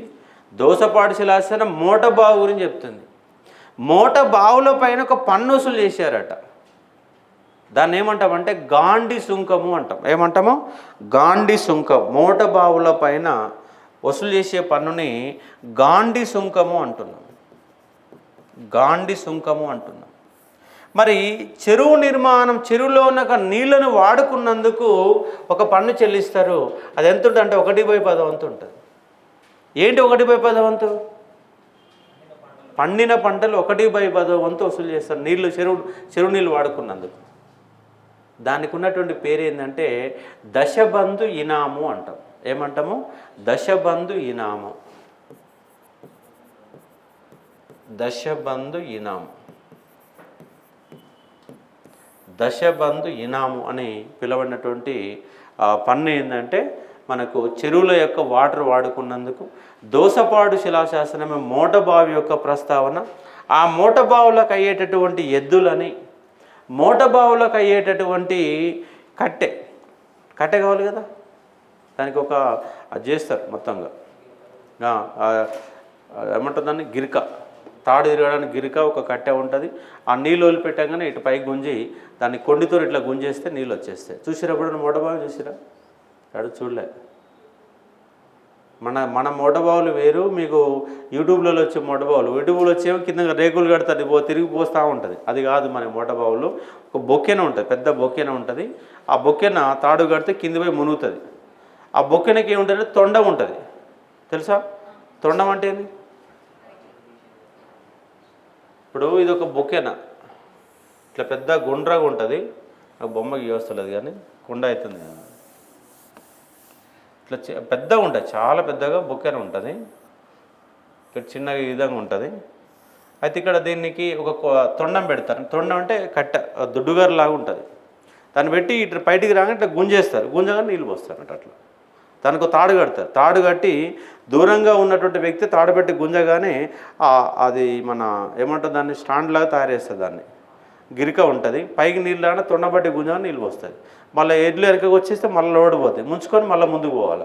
ఇట్లా తెల్లవారులు 3 గంటలకు అట్లా మూట కొడితే, మూట కట్టడం అంటారు. అంటే గొరుకోలు సుక్కలు వస్తాయి.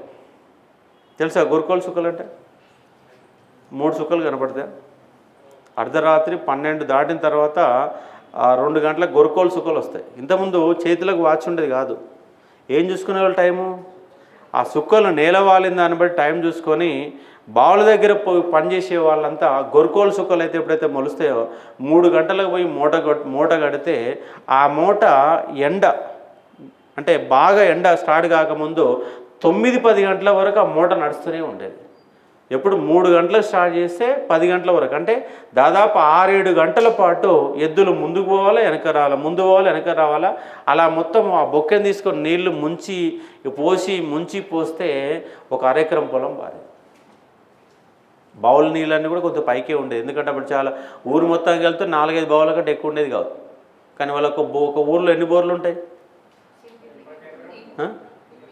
ప్రతి రైతుకు ఒక బోరు ఉంటుంది. ఊళ్ళో రైతులు ఎంతమంది ఉన్నారో అన్ని బోర్లు ఉంటాయి. దానివల్ల ఏమైనా భూగర్భ జలాలు మొత్తం కూడా అడుగంటిపోయినాయి.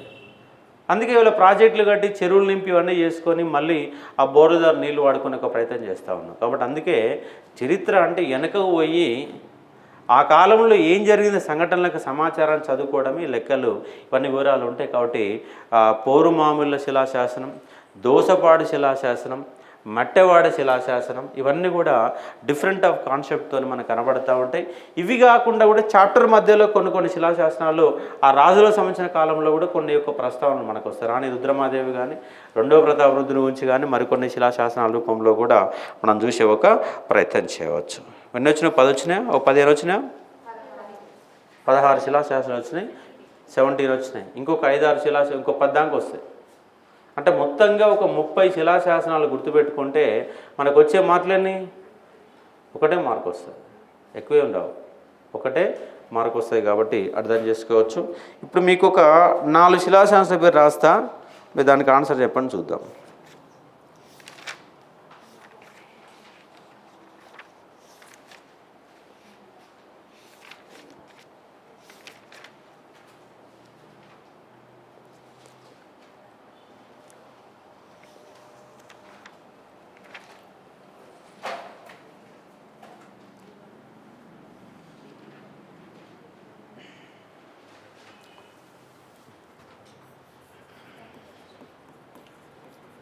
చిక్కుళ్ళ శిలాశాసనం. ఇవ్వాలని చెప్పినాం కాబట్టి ఈజీ గుర్తుంటుంది. క్రివ్వక శిలాశాసనం, పర్బని శిలాశాసనం, పర్బని శిలాశాసనం, పోరుమామిళ్ళ శిలాశాసనం. ఇలా ఇచ్చేసి మనకు ఏమంటాడు క్వశ్చన్, ఇక్కడ ఏమంటాడు అటు సైడు,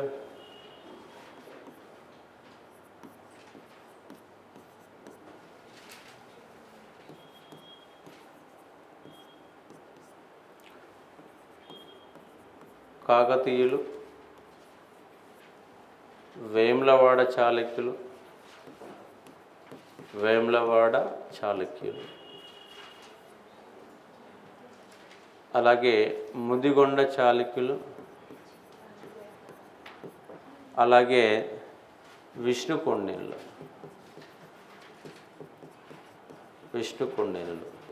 ఏం చేయాలి ఇప్పుడు వీటిని జతపరచాలి. చెప్పండి, జతపరచండి. 1 డి, 2 సి, పర్బని వేములవాడ చాళుక్యులు, పౌర్మాముల శిలాశాసనం ఏంటిది కాకతీయులు. అట్లా అంటే శిలాశాసనాలు ఏ వంశానికి సంబంధించిన క్వశ్చన్ అడిగే అవకాశం ఉంటుంది, లేదా శిలాశాసనం ఎవరేశారు అనే దాని మీద ఉంటుంది, లేదా శిలాశాసనంలో ఏముందన్న వివరాలు కూడా ఉంటాయి. ఏముందన్న వివరాలు ఉదాహరణకు ఎగ్జాంపుల్ మీకు ఏముంది అన్నప్పుడు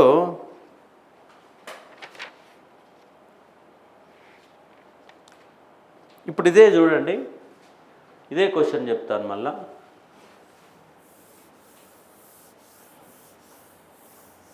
ఇల్లంటే కొన్ని అంశాలు దొరకవు. ఇప్పుడు పోరుమామిళ్ళ అంటే డిఫరెంట్గా కనబడుతుంది, చిక్కుళ్ళ శిలాశాసనం అంటే వేరే కనబడుతుంది. మొఘల్ చెరువు శిలాశాసనం, మొఘల్ చెరువు శిలాశాసనం,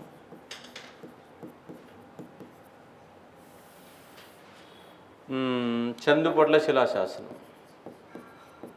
చందుపట్ల అంటే అందరు ఈజీ గుర్తుపడతారు. ఉదాహరణకి ఇప్పుడు చూడండి, ఇప్పుడు ఏమంటాడంటే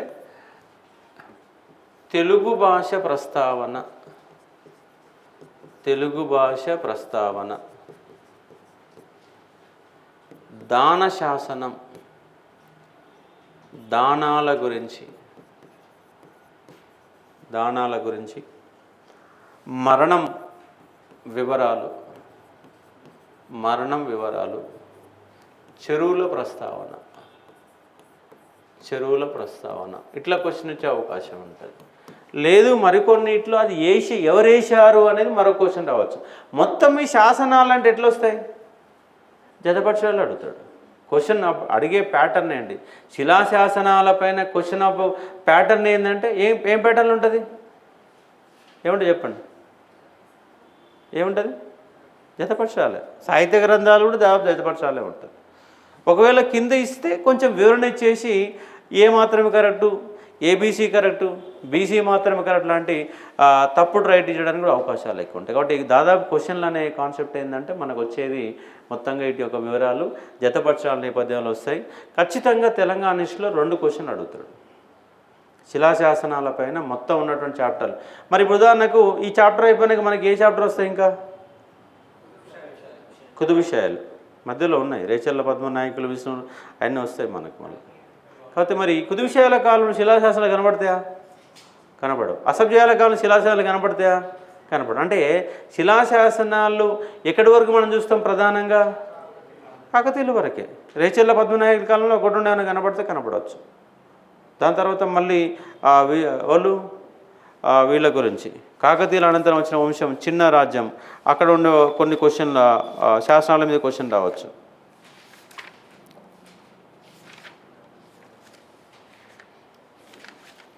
ఉదాహరణకు ముస్నూరు నాయకరాజులు ఉన్నారు. ముస్నూరు నాయకరాజులలో 1-2 క్వశ్చన్లు ఏమన్నా రావడానికి అవకాశం ఉంటుంది. ఆడ కూడా పోలవరం శాసనం, విలాస శాసనం, కలవల చెరువు శిలాశాసనం, ప్రస్తుతం రెడ్డి రాణి అనితల్లి గురించి, పోలవరం శిలాశాసనం, ఇలాంటి వీళ్ళ కాలంలో వచ్చే అవకాశం ఉంటుంది.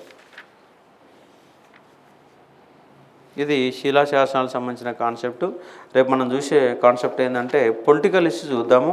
చివరిగా మనకు నిర్మాణాల గురించి మరియు సాహిత్య గ్రంథాల గురించి చివరిగా మనం చూసే ఒక ప్రయత్నం చేయవచ్చు.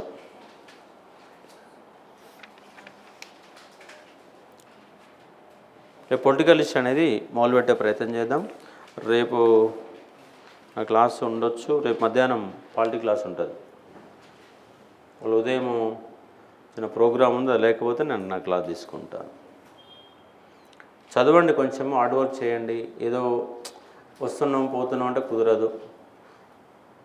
మనం నోటిఫికేషన్ వచ్చేసరికి మీకు ఒకసారి మనకు ప్రిపరేషన్ మొత్తం అయిపోతే నోటిఫికేషన్ తర్వాత 3rd, 4th, 5th ప్రిపరేషన్లు ఉండాలి. ఒక్కొక్క పుస్తకాన్ని ఎంత లేదన్నా ఒక 5 సార్లు చదవగలిగినప్పుడు మాత్రమే మనకు సబ్జెక్ట్ అవడానికి అవకాశాలు ఎక్కువ ఉంటాయి. ఇది ఉన్నట్టు అంశము. ఫీజు కట్టని వాళ్ళు మిగతా వాళ్ళు ఖచ్చితంగా కట్టండి. ఎందుకంటే నేను చాలా కష్టంతో నడిపిస్తూ ఉన్నాను. ఇప్పుడు మీరు రేపటి ఫీజు కట్టండి అమ్మ, ఓకేనా? దేని ప్రిపరేషన్ అవుతారు మీరు? గ్రూప్ 2కేనా? ఓకే. మిగతా వాళ్ళు పెండింగ్ ఉన్న వాళ్ళు కట్టే ప్రయత్నం చేయండి.